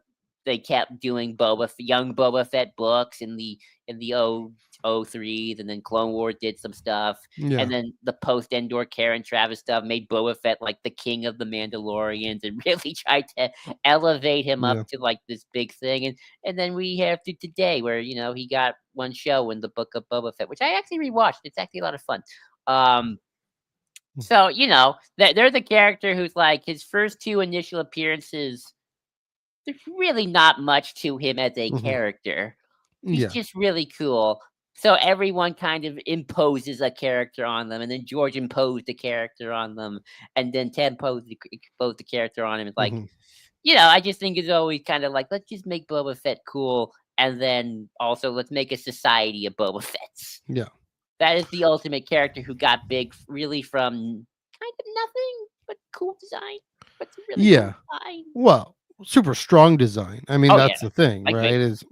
Is that green red color scheme and just looking so cool and the the arm braces and the jetpack and that T helmet thing, I mean, it's too small here and it's black here because Steve McNiven is a genius and Charles Soule's a genius. Mhm. But uh yeah, it really uh yeah, people grabbing onto the visual culture of Star Wars and saying, hey, I'm I I'm trying to like what is it about both it made people feel things. People feel made people feel things. Made people feel confident and It looked cool. That's all. like secure and like Mm-hmm. strong. Mm-hmm. And that's they went, okay, let's get a story out of that. I mean, that's the word reverberation again, right? He's just there, and yeah, and so, and you know what? Also, part of it is the mystery, right? Right. I think in Empire, he has like even in the original edition. I guess he still says "as you wish" or something, right? I think, and That's an empire. Yeah. As yeah, you and he's no good to what? me dead and all that. And I know they redub it for the special Yeah. editions or the Blu-rays or whenever it was. Uh, but still, like very silent and stoic, and then Maybe leaps also the into way he's action. sitting next to Vader, where it's like he's not flinching, Yeah, he's not look scared. yeah, There's even a fun moment I really like in Empire Strikes Back. I don't know if you yeah, remember, where like Chewie's going, "Rrr, rrr," yeah, and then he's about to fire, and Vader just kind of like, nope, nope, nope, nope, put the gun down, yeah, Boba. I was like, yeah. That nope, was a good nope, moment. nope, Boba, But down boy. he's there and he's Yep. ready to snap into action, and And you're like, nope, um, nope. yeah, but I think part of it with him is the mystery that is so tantalizing. And clearly, I mean, clearly in Return of the Jedi, Boba Fett, Boba. clearly Han knows who he is. Clearly, Han has the story with him. Mm-hmm. And so that opens up this mystery of the underworld Mm-hmm. entirely. The whole mystery of the underworld, just right in there. Right, Not, I mean, kind of got the Boba Fett theme there, but right. um, yeah, and so that's part of it. And people, yeah, like you say, with official fan fiction saying let's unravel this mystery, let's spin it out, because that's what weird nerds like us like is the mystery becoming not so mysterious unless it contradicts when the mystery gets unraveled, it contradicts previous unraveling of a mystery. And so George Lucas, why did you make him an annoying little kid in Attack of the Clones when Karen Travis, or not Karen Travis, whoever else Maybe had this Karen other Travis at the story? time. Karen Yeah. Travis. um but yeah, I, I mean, obviously, I'm here for Attack of the Clones. L'attaque des clones. I think that's fun that he sees the clone template. Well, close enough. His father's a clone template, but yeah. So the mystery of it. I mean, and that's. I almost wonder if, going back to Vader for a second, if the reason George recognized when with through Empire Strikes Back that he had something with this Vader character is because he was so drawn by the mystery of the non-disclosure in A New Hope in Star Wars of this menacing, super strong McQuarrie design and and James Earl Jones' voice. Like, okay, who is this guy? What's happened? And then, I mean, at what point does he develop the backstory of Mustafar? I forget. Dom just talked about this in his panel, but Oh, but it's got to be sometime during. Well, here's the thing. I think it's got to be sometime during Empire Strikes Back. There is talk of Vader's castle on an acid planet at the mhm, time. I don't yeah, know. It's either during or somewhere in between Empire and yeah. Return of the Jedi, where So yeah, a lot of that gets really cemented, or at least the base. It's probably not called Mustafar at the time, no, but but you know what I mean, like the the basic the story of lava thing happening, yeah. right? Um, yeah. So, but I mean, that's it. I mean, that's what actual fan fiction is nerds having us. I say nerds, I mean nerds. I mean, I don't write fan fiction, but having this Professional authors start somewhere. yeah, or having this curiosity and saying, okay, well, I want to fill in this story. I want to make something up, and that's also what speculation is about. And so, yeah, but Boba Fett, Vader, yeah, and Tarkin to some extent. Already, also, yeah, similar kind of thing. Yeah, I'm gonna go to prequel characters now. I'm gonna save a Return of the Jedi character for last Sure. because let's do that last. Save the best for last is good. Hmm. But I'm gonna go to prequel characters for a second. Because I think there's actually, because I feel like because of the way the prequels kind of happened, there are definitely a lot of characters who don't get the fleshing out I thought that they have now in their initial appearance, but they make an impact Mhm. regardless. Obviously, the big one is of course Darth Maul. Darth Maul is huge, and it's Mhm. before the Clone Wars. Darth Maul was always like that cool design. He's almost it's fascinating comparing Maul and Vader in a weird way because they're both kind of that big, great design that worked, that got Mhm. people's attention. Yeah. The difference is Vader at least got the drama and the backstory and Mhm. kind of I mean, he talked more. Um, Mhm. he got, like he was Obi-Wan and Anakin's friend who went evil and then he killed Anakin and, he betrayed Obi-Wan and Mhm. that sort of thing. He killed Luke's father. Maul really is kind of starts out as just the cool design, and obviously he killed Qui-Gon at the end, but then he dies. Mhm. But because of that cool design, again, he's Yeah. really Vader and Boba Fett mixed because he's Mm. got the cool design. He's obviously, I mean, we know a bit more about him than Boba Fett. Obviously, we know he's Siddiq's apprentice and all that. And that the few little lines that Maul gets in Phantom Menace of like, Mhm. like, a lot she would be the last of the Jedi. At last we shall have revenge. Mhm. Yes, my master. You know, before Clone Wars, there were Maul books. There, like every Yeah. Phantom Menace tie-in novel after and before the movie was a Maul thing, like Alright. Maul hunting. Well, maybe not everyone, but there were a Yeah. lot of them where it's just like Darth Maul on a mission to hunt down Siddiq's enemies. There were lots of comics and stuff like that. Like, Mhm. a lot of it really was just, you know, the Maul just. I don't think they ever gave as much character to Maul as so much as he kind of was just Hmm. very quiet assassin who really just wanted to have his revenge and kind of just wanted to Mhm. attack Jedi. Um, It honestly really isn't until the Clone Wars that I feel like you do get more of the Maul as a character who's kind of like there's thoughts, there's feelings. I actually think this is what kind of why the one reason I really liked how they brought Maul back is I think like Mhm. they kind of put him out of his element of like, okay, now you get to see the Clone Wars, buddy. You're rejected by your master. You Mhm. also get the backstory of him Yeah. being taken by Sidious the boy, which I think was even before the Clone Wars. I think that was always kind of the implied backstory of Sidious took him as a kid, when Yeah. he was like a baby. Interesting. Um, and Which also Lucino picks up on. I mean, in Darth Plagueis is that kind of thing happens. that happens in plays, but I think that comes before that. I just don't Yeah. remember Yeah. Sure. the exact details. But anyway, and also really retroactively make, showing Maul like, and now we're about to see Maul in the early years of the Empire. Like, how does he Mhm. deal with that? And like seeing Yeah. kind of having this buyer's remorse apparently.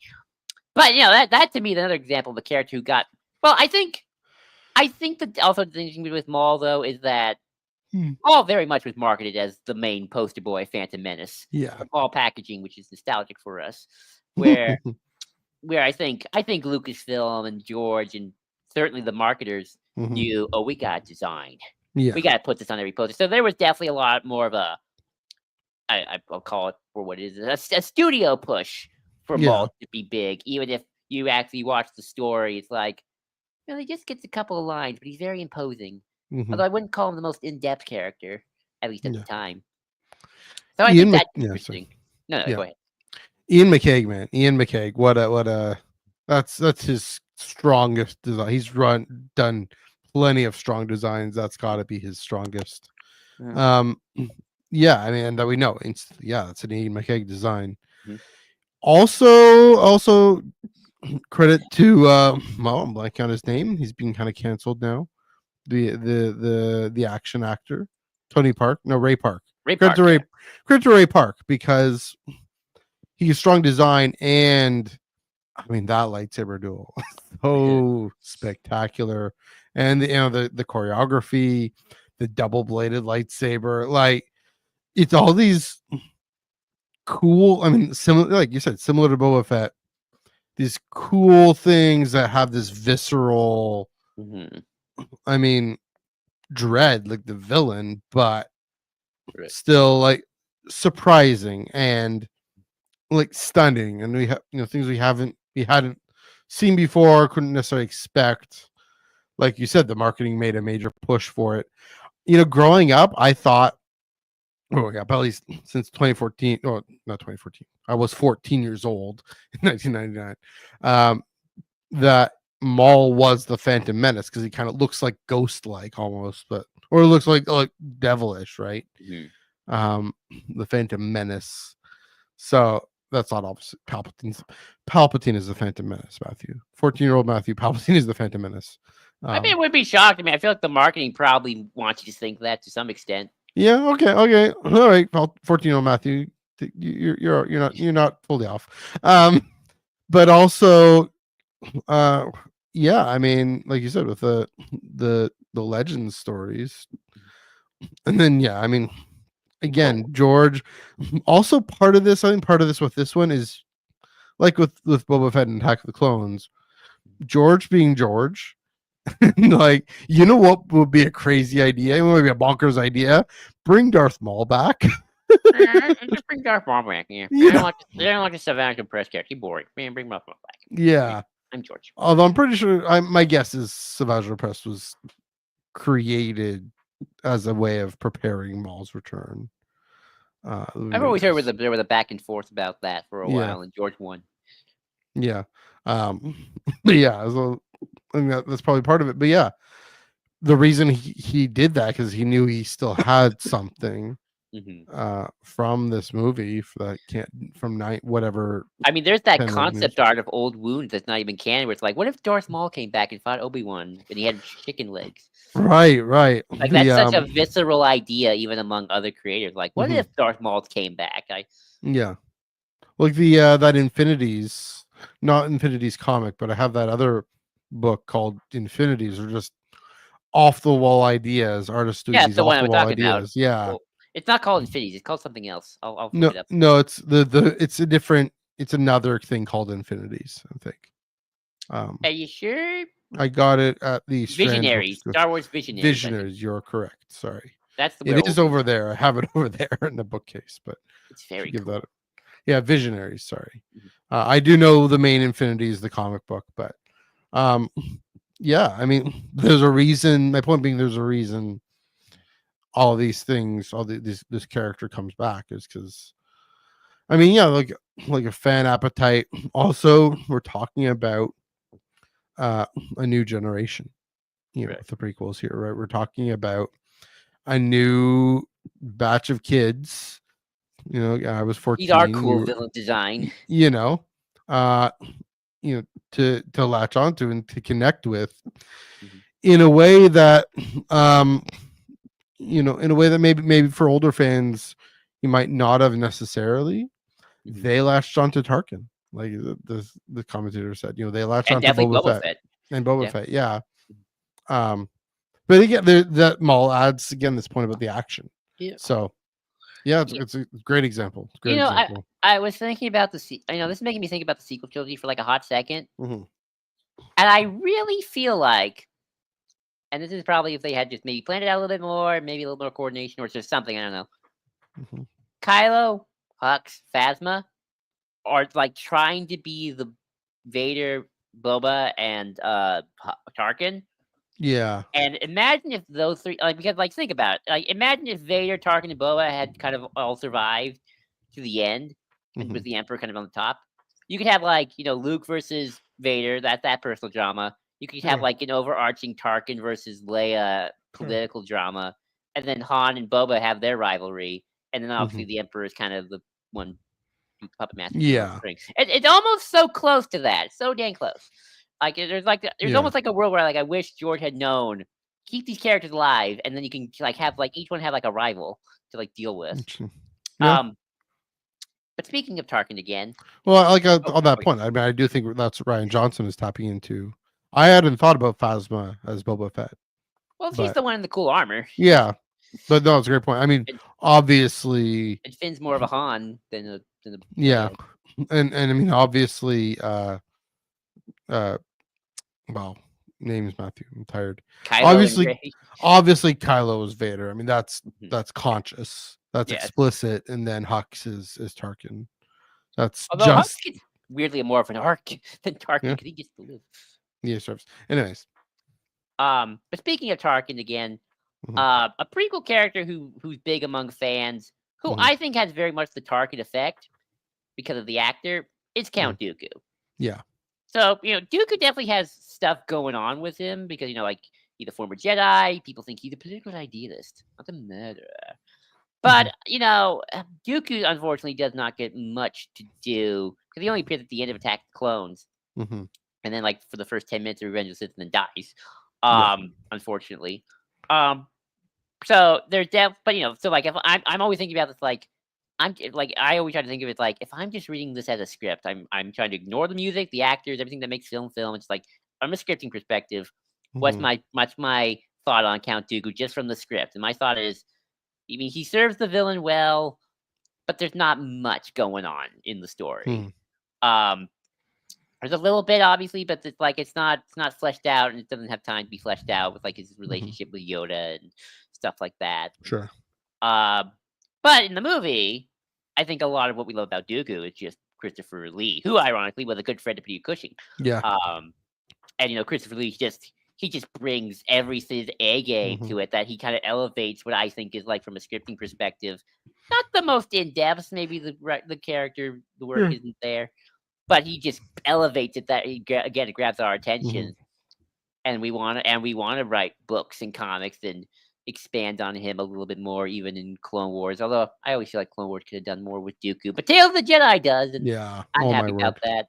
I mean, And there's Kevin definitely Scott's audio play, but yeah. oh yeah, and again, there are things I think more to Dooku than Tarkin, like his relationship with Qui-Gon is there. We know he was Mhm. Yoda's apprentice. I mean, Yoda's yeah, he was Yoda Padawan. Yeah. Um, so there's definitely stuff there. I just don't think it's as focused and you would want because he really only shows in the back half of Attack of the Clones. Yeah. Um, but again, like Peter Just very Cushing. But loud. again, Sorry. oh, I'm Sorry. sorry. It's okay. Oh, hello. Am I good? Yeah, I think Hello. you're good. Your mic's just plugged in or Oh, something. sorry. But then, It's your double-sided lightsaber. Just hello. we're good. We're good. That's nice. Especially when I That hit was that. funny.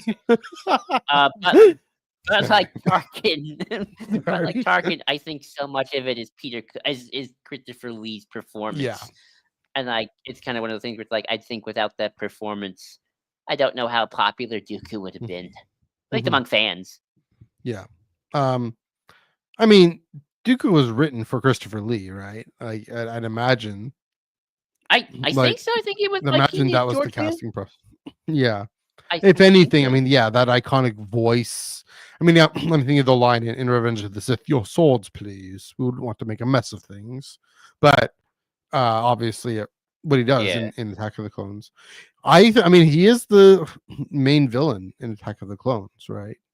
Oh yeah. Um, even though, yeah, you're right, he shows up late, and Obi-Wan finds him, spying on him to see. Oh yeah, he's founding the alliance here, or what, or the final touches Separatist. on it. The Yeah. final touches of the separatists. Sorry. Um, yeah, I mean that's part of it is the mystery. Christopher Lee he kept the cards close to his chest a lot. Um, it trying to think. You know, we aren't fully sure. I mean, it's hard for us to remember this now because we just know everything, but we Right. aren't fully sure if he's a Sith Lord until he breaks up the red lightsaber, right? Right. I mean, again, I was 17 when I saw it, so I kind of not really thinking on those terms, but yeah, it's clearly. I mean, it's a character who is hiding. He's Dooku of Sereno. He's also Darth Tyrannus. you know, um, it's only in that third act where he has that duel with Yoda and Anakin. So yeah, you're right. I mean, that is definitely got it. That's got to be a conscious parallel, a conscious rhyme. George Lucas saying it rhymes with Tarkin. Another. Palpatine right hand man kind of thing, right? Mhm. Similar older British actor, older British character, British, very upper crust accent. So almost tapping into the Tarkin thing, but also, uh, like I was saying with Maul, for a new generation to have that visceral sense of, this is the generation we saw Lion King, right, with Right. Jeremy Irons, right? Jeremy Uh, Irons would have been a good Star Wars villain. with Scar, that this was the era of uh, all villains are old men in British accents, right? Um, I mean, maybe Star Wars started that, but By so the time of Empire, definitely, yeah. yeah, but definitely through the 90s, right? That was a thing. I remember that being a thing. So, yeah, it was tapping into that, but then again, the mystery, holding the cards close to his chest, he's hiding his real intentions and trying to be dignified and have this gravitas to him that then again reverberates into our sense of wanting to know more, wanting to know what he's about. Now I don't know how much in Legends he's being picked up on, but like you There's mentioned a with couple good books with some Duke that go into like Dooku yeah, and Yoda's relationship. yeah, and then Dooku Jedi Lost and Tales of the Jedi, like you mentioned, right? Really going back and saying, okay, this is who this character was. So yeah, I mean the impetus to spin out more story. I mean, it is funny. I mean, I wouldn't say he's the biggest example of what we're talking about here tonight in this episode, but like I he's do think gone. there's more foundation for Dooku, like he's Qui-Gon's master, so that makes Yeah. him interesting because it's connected to Well, Kenobi. my point being, he isn't as big as the other characters we've mentioned in this, No. but like, and so that's why it was fascinating to have that Bad Batch episode on Sereno. That's why that line, Count Dooku was a visionary. It's so hilarious because Mhm. we're not thinking about him at all. And then all of a sudden, yeah, I mean, all right, this guy who's uh, droid freedom and independence from well, not droid freedom, but independence from central authority, whatever the that guy's point is, but Count Dooku was a visionary. It's just out of the blue. It's Right. funny. So yeah, but giving more food for thought now, I Oh think. yeah. So we got some paper canon characters in here. Mhm. Before we get to, of course, to the last two Sure. big ones. Hmm. And I'm going to create you do a transitionary character because they do Hmm. technically appear in a movie first. Sure. Let's talk about Ochia Bastoon. Heck yeah. Such a fast 2020 to 2024 was such a fascinating time to Mhm. see Ochia Bastoon, a character who gets like 2 seconds, Yeah. less than a minute of screen time in Rise of Skywalker, have appear in a bunch Yeah. of appear in the entire Greg Pak Vader run, Hmm. appear in the Charles Soule crossover stuff. I think he's in Afra maybe a couple times. I don't know. I think he's in the main line maybe a couple times. I don't know. I don't Well, remember. the crossovers a little Definitely bit. the crossovers, and he's definitely in the Vader comic. Yeah. And then he appears as the main character in, of course, Shadow of the Sith. Hmm. That's some agenda pushing for a character if I never seen one, man. I don't even, like, Yeah. I just, that's like kind of Boba Fett, but like you treat him like a joke in a weird way. Yeah, it's true. It's like the opposite of Boba Fett, with like everyone was like Boba Fett's cool, so we're gonna make him like the coolest guy ever. Hmm. This guy was treated like, oh, this guy should be just treated like a joke, and that'd be funny, and it was. Yeah.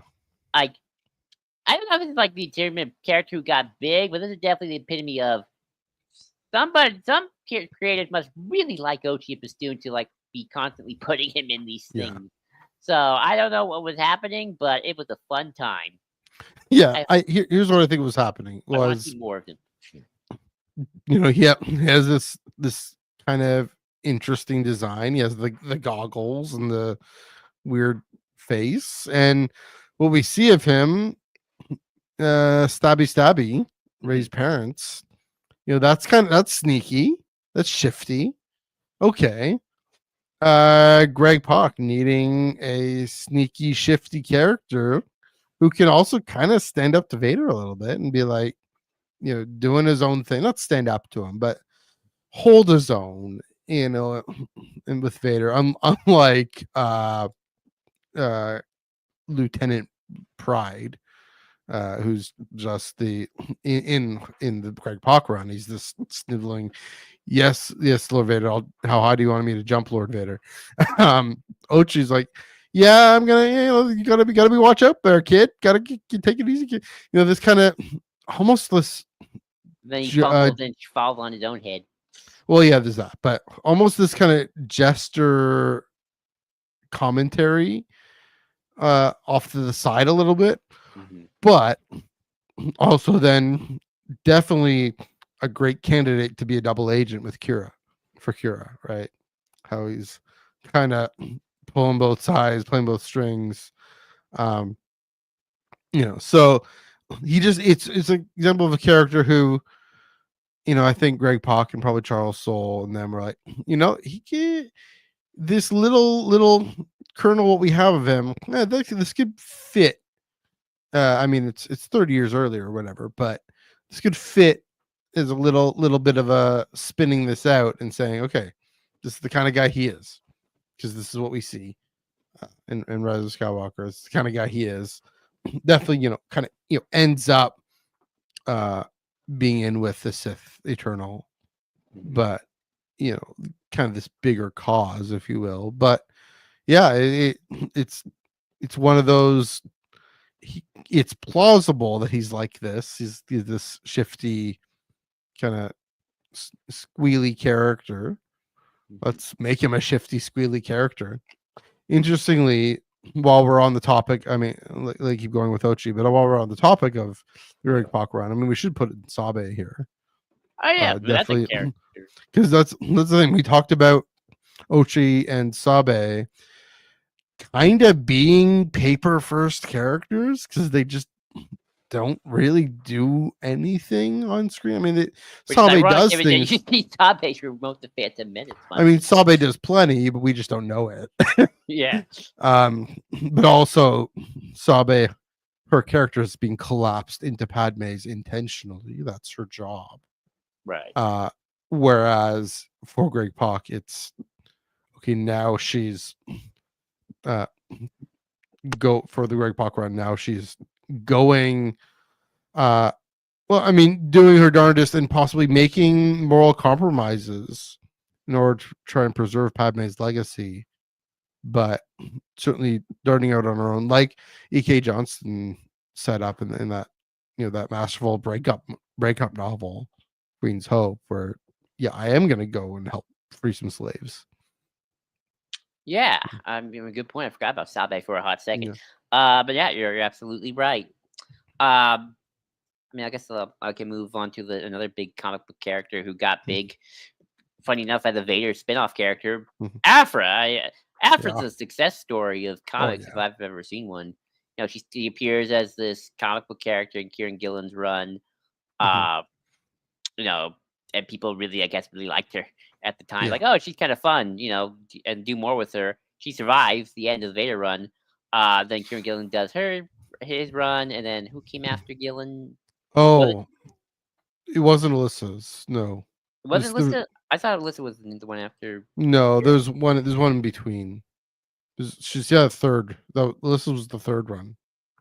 Oh, okay. Well, it's funny. Okay, you got Gillen, and then somebody whose name escapes me. Maybe, and then it was Alyssa Wong. I thought it was Alyssa Wong right after Gillen. Why am I blank? I know there was somebody kind of in between. And then there's who's doing it now? Cherish Chen is doing Aphra. I have this written down in the tractor beam. Aphra Chaos Agent. I think it's kind of fascinating how characters just being passed along from rider to rider to rider. in the comics, and kind of, at least for comics, has been sort of a main staple Yeah. of the comics, because of just she was just so much fun, and we just want to keep doing more and more with her. Uh, so yeah, maybe not the same as we've been talking before, but definitely big in her own unique way, it's among the Yeah. fan base. Um, so yeah, there's the Afro 2016 run, Kieran Gillen. Well, maybe 2016. No, here's what it is that the Kieran Gillen run gets taken over by Simon Spurrier, um, because Kieran Gillen takes over the ongoing run from Jason Okay. Aaron, is what happens. Okay. Uh, Beginning issue 14. Okay, this is the Wikipedia doing the forces work here. Um, yeah, number 14 to the end is Simon Spurrier. Okay, that's why I got. There've been three major authors. Yeah, yeah. I mean, that's the thing with Shelley. I mean, I was like, we got to talk about her in this.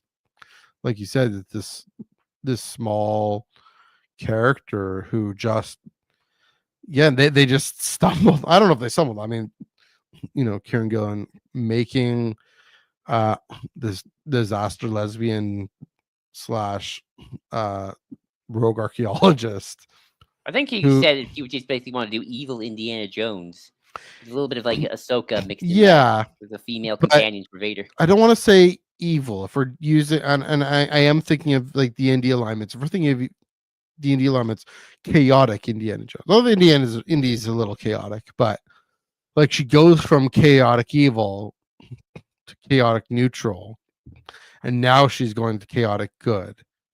But it's the chaotic, I think, that people really latched onto is she's surprising, and what's she gonna do, and what are the relationships that are going to pull her back into a reality bigger than herself.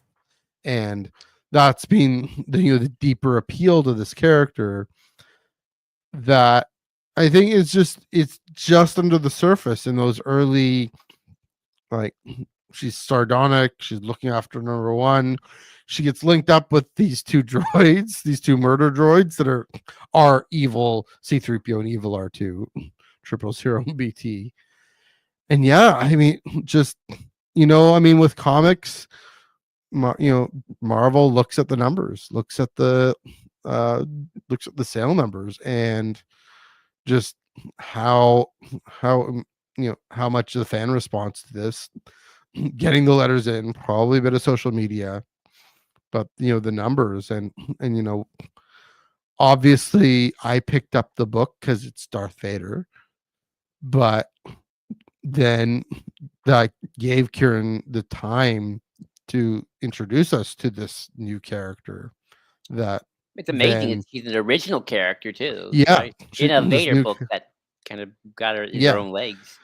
and a bit, that, I mean, it's almost, see, here's another trend. She doesn't think she can stand up to Vader, but she can in the sense that she outsmarts him, is able to stay useful to him, but also is this fun, ridiculous, and sardonic character who then, we get the time to just latch onto her and say how spectacular she is, enough for Marvel to say, "Hey, Kieran, let's keep going." And then really coming to her own in Alyssa's run. Alyssa is the iconic, for me, the iconic Afra, because that's the one where she really digs in. I mean, Dark Droids, like, she gets taken over by the Scourge and has to be uh or taken over by the Ascendant, and goes into the past, and this metaphor for going deeper inside, where she's being all jaded and closed off. And yeah, I mean, truly one of the greats. And You know. that's why I have in the notes, Mm, as far as I'm concerned, Afra is kind of like Canon Mara Jade, not in terms of like similarities of character, but mhm. definitely similarities of trajectory. Yeah. Although they both have a funny relationship with Luke. Um, Yeah. so Although, Afro kind of likes Luke in more of a silly yeah, way. Mara Shelly Jade is wants not to. going to date Luke.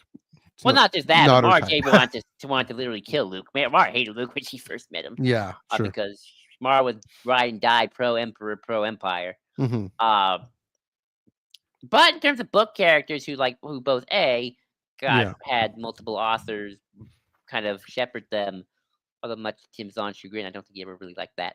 Hmm. I don't think he was happy when they had to kill her off, and it wasn't him who did it. But that's another Hmm. story. But just kind of a character who did have that kind of weird evolution of pro Imperial, thought she was the Emperor's right hand, the hand of Hmm. the Emperor Yeah. too. Well, maybe the Empire wasn't so good, and this farm boy who annoys me. Why do Hmm. I want to always be around him all the time, despite the fact he's so good and his goodness Yeah. annoys me? Yeah. Um, so you know, uh, that, but they're both paper book characters who kind of became icons on their own Hmm. outside of their connections to the original trilogy characters. Although I think Afra maybe more so, because Hmm. I think sadly a lot of people still just associate Mara with she's Luke's wife. Yeah. Um, and it's sort of like, can Mara really stand on her own without kind of that romance with Luke? Because Yeah. Mara was always so tied to Luke in that journey where Afra Hmm. Afra knows Vader, but Afra did her own stuff eventually Hmm. for most of it. Yeah. But speaking of book characters who, Well, I just oh, want to okay, make the contrast a little bit more in that. Yeah, I mean, well, Mara is a creature of the '90s. too. Shelly is of the 2020s, right? Although Mara Uh, died in the 2000 mid 2000s, so she got to be sure, but around I for a mean, while. she originates in the Thrawn trilogy, right? So, True. um, There were no odd, Mara Jade standalones films. oddly enough, there's a lot of talk about Mara Jade in the Tim Zahn panel. So he thinks he seems to. I mean, he really loves this character, as you're He implying created here. her, so yeah. Yeah, and um, like, is she as popular as Thrawn? Probably not, but They're kind of on the same. I mean I mean another comparison between Afra and Chelly and Mara is both characters were both clamoring for them to make leaps, right? We're clamoring for Chelly to go live action or at least animated or something. We're clamoring for Mara Jade to be canon, have a canon story. Because I just don't know where Mara Jade fits. But yeah, to the point that she's this popular, that's beloved by an older generation. Maybe that's the thing. So, Certainly. Um, um, Although I but think a yeah. lot of older kids like Afra. I've always Oh, known. sure. I Yeah, mean, yeah. I think the big difference, and this is, and maybe if Amara Jade stand out there disagrees with me fundamentally, feel free to tell me why I'm wrong. Mhm. I just feel like Mara never truly broke out of being a supporting character to the Sure. original trilogy characters and like the big movie characters. Mhm.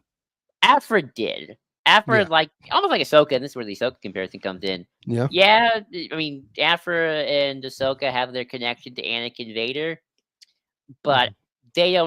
they don't need it. Doesn't always need to be about, Afra doesn't need to be about Vader. Sure. Like the shadow of Vader needs to always be looming. Sometimes just be Afra dealing with her dates or her own Yeah. drama that have nothing to do with Vader and her own personal life. Or force sensitive spores.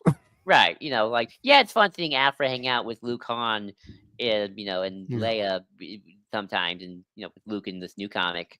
Mhm. But I don't feel like, oh, we're dragging Afra back to the original trilogy. No. I don't think Afra needs original trilogy characters. I just think it's just fun to have her because she's such a Yeah. personality on her own. So Yeah. let's see Afra and Luke because they're kind of fun together. Whereas with Yeah. Mara, I always felt like, well, she then becomes Ben Skywalker's mother, and Yeah. he gets wind up in the family thing. There's not like Mara adventures doing Mara Yeah. Jade stuff. I mean, here's a question though, because I mean, you're hitting on, uh, well, yeah, really a very important contemporary feminist concern. I think is you know, and with Shelley, queer queer theory concern here. Um, yeah, Shelley holds her own. Mhm. And it's Tolvan, Magna Tolvan, and Sanastaros. I mean, those relationships. I mean, also paper first characters. Mhm. Originating in at least Magna originating in an Afro comic. Um, holding her own. Whereas, yeah, Mara, is she Manic Pixie Dream Girl? Sort of. Is she She's more angry redhead who becomes a angry good person. redhead who Luke tames? Like, here's the thing: here's the challenge. Here's maybe what I'm getting is the challenge of making her canon in the mid 2020s or late 2020s or whenever is how much do you have to jettison the character because telling that story now might be problematic, right? No, I Might don't think be I don't think it's the problem being problematic. I think here's the problem. okay. Yeah. Mara's popular because her original story is a lot of it because of Luke just being nice, Okay. and Mara kind of coming to terms with things. Is Hmm. she was a diehard Imperial loyalist Hmm. who lost everything after Luke killed the Emperor. Hmm. She meets the guy who pretty much destroyed her life. I mean, Right. she's working for a pirate, so she's not like completely off. But she lost her ideological home, Yeah. um, and she had to come to terms with the fact that okay, and she's hearing the voice of the Emperor in her head over and over say, "You will kill Luke Skywalker. You will kill Hmm. Luke Skywalker," over and over and over again. Hmm. And she had kind of come to terms with the fact that maybe the Empire was never as great as I thought it was. Maybe Hmm. the Emperor actually is this evil guy, Yeah. and maybe my anger towards Luke is a little misjustified. Hmm. So, and why we love Mara so much is by the end of it, she's like, "All right, Luke, I don't hate you anymore. I'm not gonna try and kill you." They don't Yeah. fall in love right away. Actually, it's kind of more like Okay. Luke gives that actually happens like way later. Um, Hmm. it's sort of like Luke just like, "Hey, you can have my old lightsaber if you want. It's yours." And like, yeah, maybe you're not so bad, kid, Hmm. farm boy.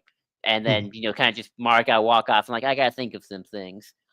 Interesting. But unfortunately, after I gotta go think of some things and kind of maybe I gotta go home and rethink my life about this Empire loyalty thing. We Hmm. don't get a lot of books afterwards that kind of are just Mara on her own, dealing with Hmm. like maybe the Empire was bad, maybe it sucked. A lot of that was because other authors didn't really know what to do with her at the time, Interesting. and it was the '90s. And when Mara comes back and Tim Zahn kind of puts the two of them together again, by that point now Mara's kind of she's just part of the family. So Mara Interesting. never kind of had to not didn't have time to really develop on her own as like this independent character outside of Luke Hmm. in a way. And I feel like here's one of the two things you can do. Hmm. I think you can either retell the story of Luke helping a Imperial redeem themselves, but I don't know how that would work without a lot of the context of the Thrawn trilogy because so much of that was just that was a part of the Hmm. overall narrative. And then have Mara just go on her own without Luke and like try to make a character outside of Yeah. Luke. Which is why I don't think putting Mara in canon would be easy anymore because I feel like Yeah. you kind of gave her chunks to other people, and at this point, it's like that was just one part of the plot, and the rest Hmm. of the Thrawn trilogy now belongs to other things. So Yeah. it's not problematic. It's just more like I just don't know where the story would go anymore. Hmm. Like they'd have to create a new context for her. Yeah, I mean, again, so that's the question Inquisitor, is, I guess maybe. yeah, maybe. I mean, well, that's actually not a bad idea. I mean, because Then you from lose what I understand, she to kind the of has Emperor. this inquisitor type job, Kind kind Kinda, but of. more she's close to the Emperor, like, kind Sure, of daughter-ish thing. but yeah, like if the Inquisitorius was directly under Palpatine and not Vader, Exactly. um, I think what I'm hearing you say, the appeal to her is her conversion. Oh, yeah. Uh, oddly enough, we don't really see her conversion. So, that's part again, like But I was we saying, kind of do, it's just we don't we see it outside of Luke's perspective. yeah. So, and that's the thing with Shelley, we see her conversion. We see go through and we see. I mean, and well, here's the interesting thing. We see Magna and Sana and her father and this other kid, uh, all and Kofan Ferris and all these other characters and this ancient quasi Sith magnet sect, the Ascendant. crazy, but we see them pushing her into this direction, and so that's compelling from our Jade. I mean, maybe that's what you do. It's just going to take a long time to do that because you got to establish her as a real Imperial. I mean, you know what? Here's where I got it. Just push her 30 years later in the timeline. She's a first order operative Maybe who make an Exegol cultist and Ray gets to be Bex is to be her an exocultist or no, like even. I mean, now I've got it. I think this is it. I think this is just my spitballing fan speculation, fan fiction here. Here it is. She's there's the Ray trilogy. She's a first order operative, out to get Ray, out to stop the resurgence of the Jedi, because she's the main villain of the first film. Something towards the end of that first film really jars her, just like with Luke giving her the lightsaber, jars her. And then she goes on this journey in the second film. While Rey's on this journey, her own journey, she goes on this journey in the second film. And then, I mean, this is similar maybe to the sequel trilogy a little bit, but and then becomes a real co-protagonist in the third film. It's Raylo, but you planned it out from the beginning. Yeah, kind of. I mean, they don't have to be in love, but I mean, if it's lesbian love, yeah, sure. But they can. They don't have to. I want for Shin and Sabine. I want that too. Yeah. But yeah, like you got to take the time to develop her as a bona fide villain first. Right. Here's a good take. Kaiza. Nice. I mean, also in only one novel. And confined to one novel. Or I guess she's kind of in the interludes in Get on it, Aftermath. KK. Where are you? We're Kathleen. Can you hire this man right here? Mm-hmm. But since I did put him in the notes, I think we should talk about him a little bit. Yeah. This is definitely another character who got big and got big. It's Thrawn, of course. So Thrawn, obviously, I think is one reason why Thrawn worked as a character and why they were able to bring him back into canon. Because Thrawn is an independent character. You don't really need context. He's just he is blue, he is smart, and he likes art, and that's kind of the fundamentals of the character. So in a weird way, and funny enough, I was talking about this with Dominic when I was doing our Heir to the Empire discussion. I think Thrawn is very much a Tarkin successor, especially if you read that original book. Because he's kind of because in a weird way in the original '90s trilogy, Thrawn is both the Emperor and Tarkin mixed. He's both the military officer who's very much the quasi personification of the Empire, but he's also the Emperor because he's the big man in charge. Yeah, he's the one pulling. He's the last one standing. Last one standing, pulling on all the strings, etc., etc. And he got big because he kind of was the first and the best of that kind of post-imperial warlord who wants to restore the glory of the Empire. And the fans latched onto him, and they brought Tim Zahn back. And Tim Zahn decided, you know what, I'm actually going to expand more on this Thrawn character. I got ideas. I got ideas for. He has this homework called the Chiss. His full name is Misra Nirodo. He's got this secret empire of the Hand and loyalist in the unknown regions, and he's got. And I'm going to keep doing that with his backstory and whatnot.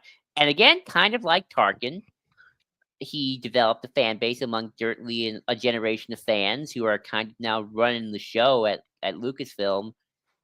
And I do think that because Dave, he's old enough, so he probably would be he is the right age to be a child of the '90s expanded universe. Dave probably read those Thrawn books, loved them to death, and probably in some ways in his heart of hearts is like, well, that's kind of my sequel trilogy in kind of that spiritual way. That's my continuation of the adventures of Luke and Leia.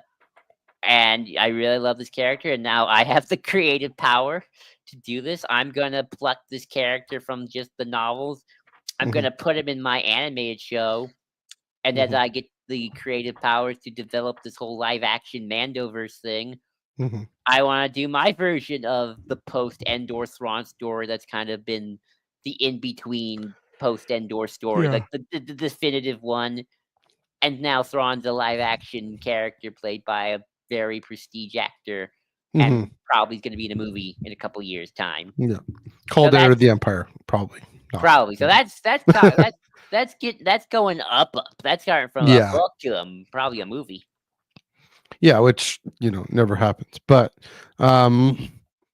what was I say? Yeah, I mean, he was already pretty big. I mean, he's probably the biggest Legends character.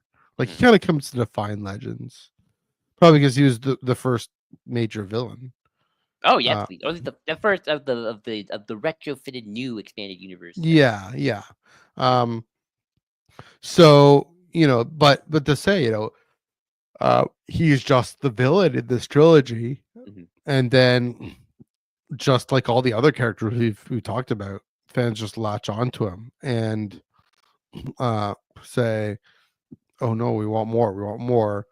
And so Zahn uh writes more, writes Outbound Flight, writes all the other books.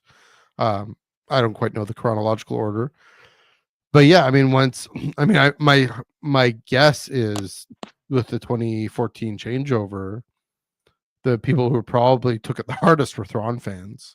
I know I was a little bit. Yeah, I was like something feels wrong. Thor's yeah, not and canon anymore. so before that, I mean, there was the biggest clamoring for the character everyone wanted in most was this guy. Mhm. So it just shows just how big, just with these books, I mean, sitting on the shelf, Mhm. proverbially, just sitting there, being read, being debated, being character being cosplayed, all that. Um, we were just talking about this last night, I think at dinner, just watching the live stream from Chicago. Actually, so again, Tim's on the other day talking about being taken into Lucasfilm and being shown this footage, shown being talked about bringing him back in. Um, I'm trying to think what my point was. Uh, yeah. Oh, right. And then just how much. So he was like, we don't know, and he was kind of playing. He had to play it cool because you Mhm. never know what is going to happen. But then Filoni says it's time to expand the universe. Boom into the trailer, and we hear that organ music. And we hear I that. know. I had not read, and this is a confession. Uh, was this is Chicago 2019, right? No, Mhm. this is London 20 whatever it was. Um, I had not read a single page of the Thrawn trilogy. Hadn't even read the comic adaptation. Um, I was losing my mind. I was like, what? In part because it just shows what's possible Mhm. for Star Wars storytelling, but also, yeah, I mean, even I had a sense of how important this character is well beyond him being this villain in these three novels. Mhm. Uh, he's not the main character in this trilogy. We call it the Thrawn trilogy, and yet here he is. Now, here's the thing we talked about a lot 2 years ago was a lot kind of when we were starting this podcast. Mhm. Um, is you know his canon character in books and his canon character on screen. And that Tim's on in his Q&A kind of talking about different points of view, different perspectives.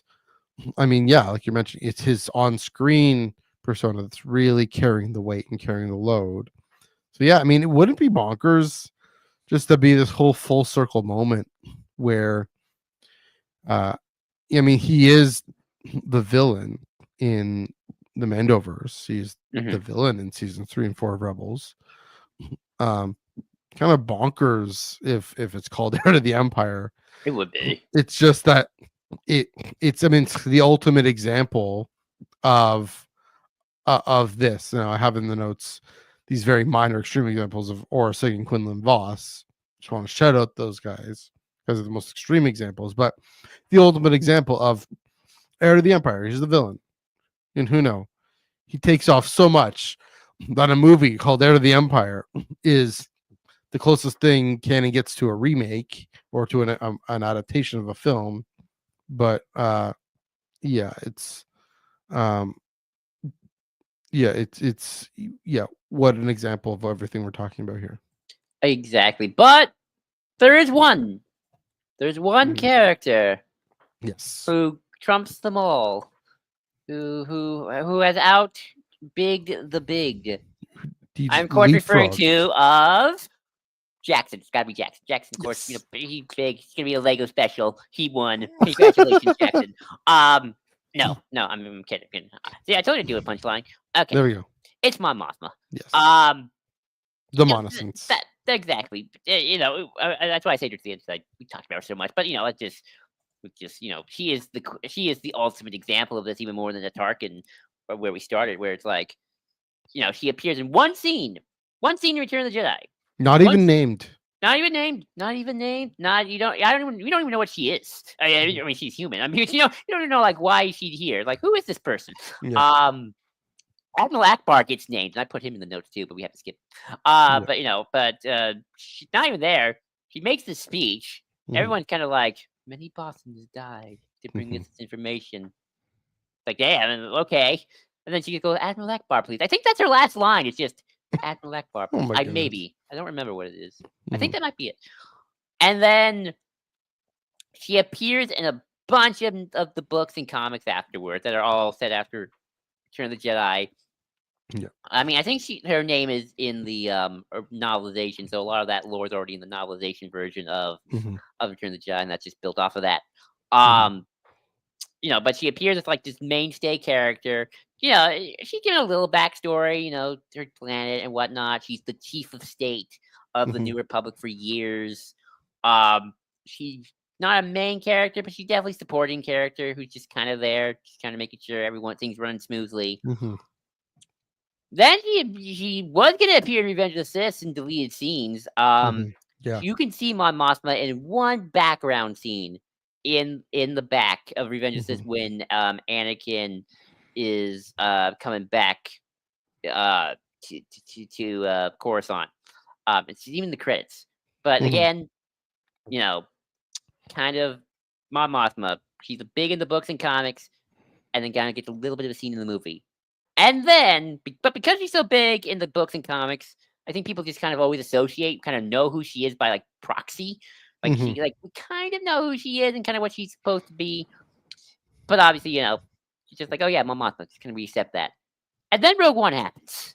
Yeah. And Rogue One has Mon Mothma there, and that's like, oh, okay, this book is really paying attention to kind of like the lore of Star Wars by having Mon Mothma be there. Yeah.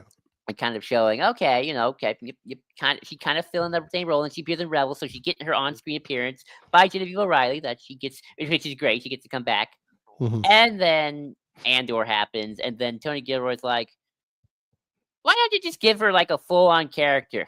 Like she got a personal life and drama, and a husband that's kind of a drunk, and a daughter she's estranged to, and." Kind of not only show, of course, what we already know of her being the Rebel Alliance leader who stands up to the Empire after the Gorman massacre, but like all this drama and pathos and nuance and a big moment where she gives a big epic speech in the episode, and it's like really flesh out the character in some massive big ways that are continuing to this day with the Reign of the Empire trilogy. Yeah. And, that's why I have in the notes the boomerang effect.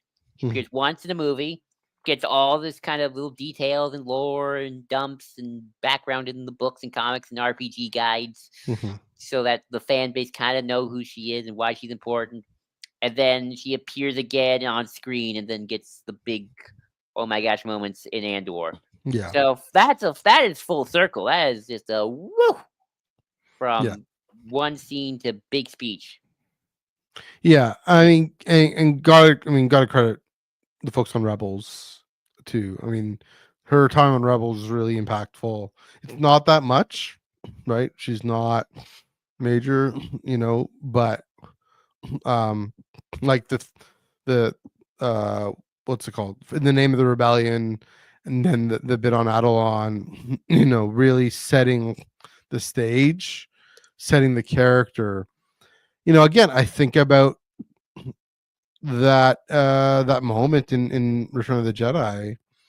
uh Carolyn Blackison, it's almost like similar to Tarkin in that way. Just Carolyn Blackison, her delivery, Mm-hmm. her she commands the room. Ash has talked about this, right? We had a whole episode about this, right? She just commands the room with the way she speaks.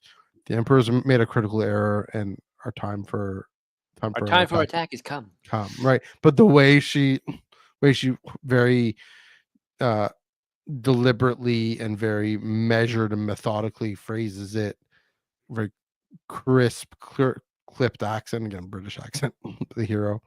Um, yeah, and like sucks the center of gravity onto her and saying, listen up, this is important. This is, I mean, she drives the story forward. Here's the climax of this film, of this trilogy, of now of these 6 films. Um, just in that little moment, right? Clearly someone worth spinning out.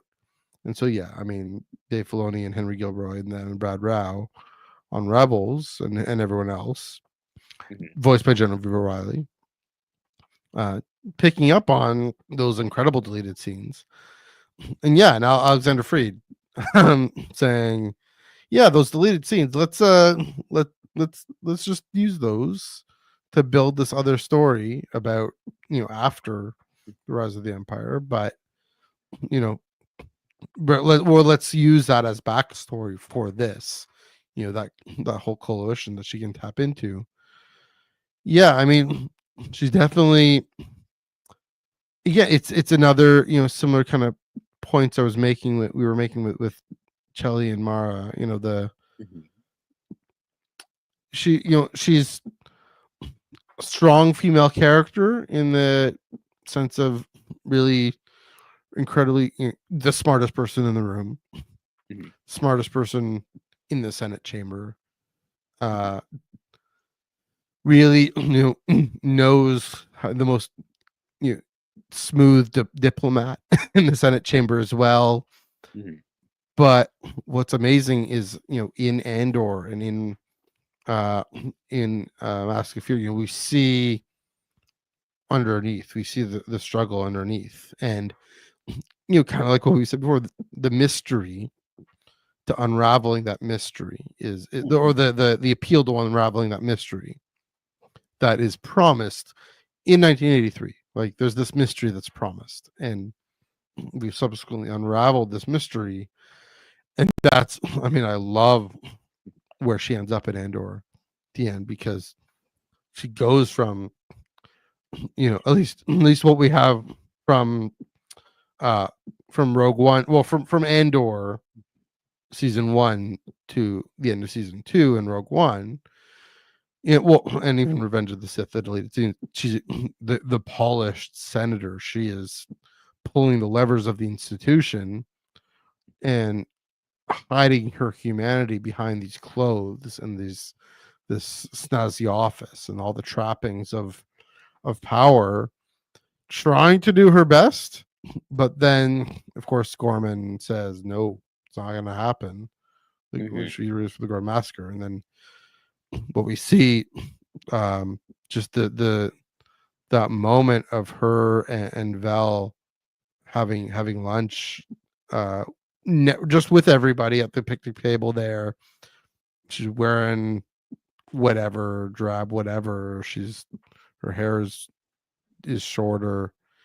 Yeah, it's she's being unearthed um at that moment. And yeah, it's uh I mean, yeah, we see her. I don't. Yeah, I mean, we see her. In the Mandoverse, she kind of has to pick that up, but we're gonna see hopefully a far more integrated character then. So yeah, I mean, again, it's to reiterate the mystery that's promised with this bit part in Return of the Jedi.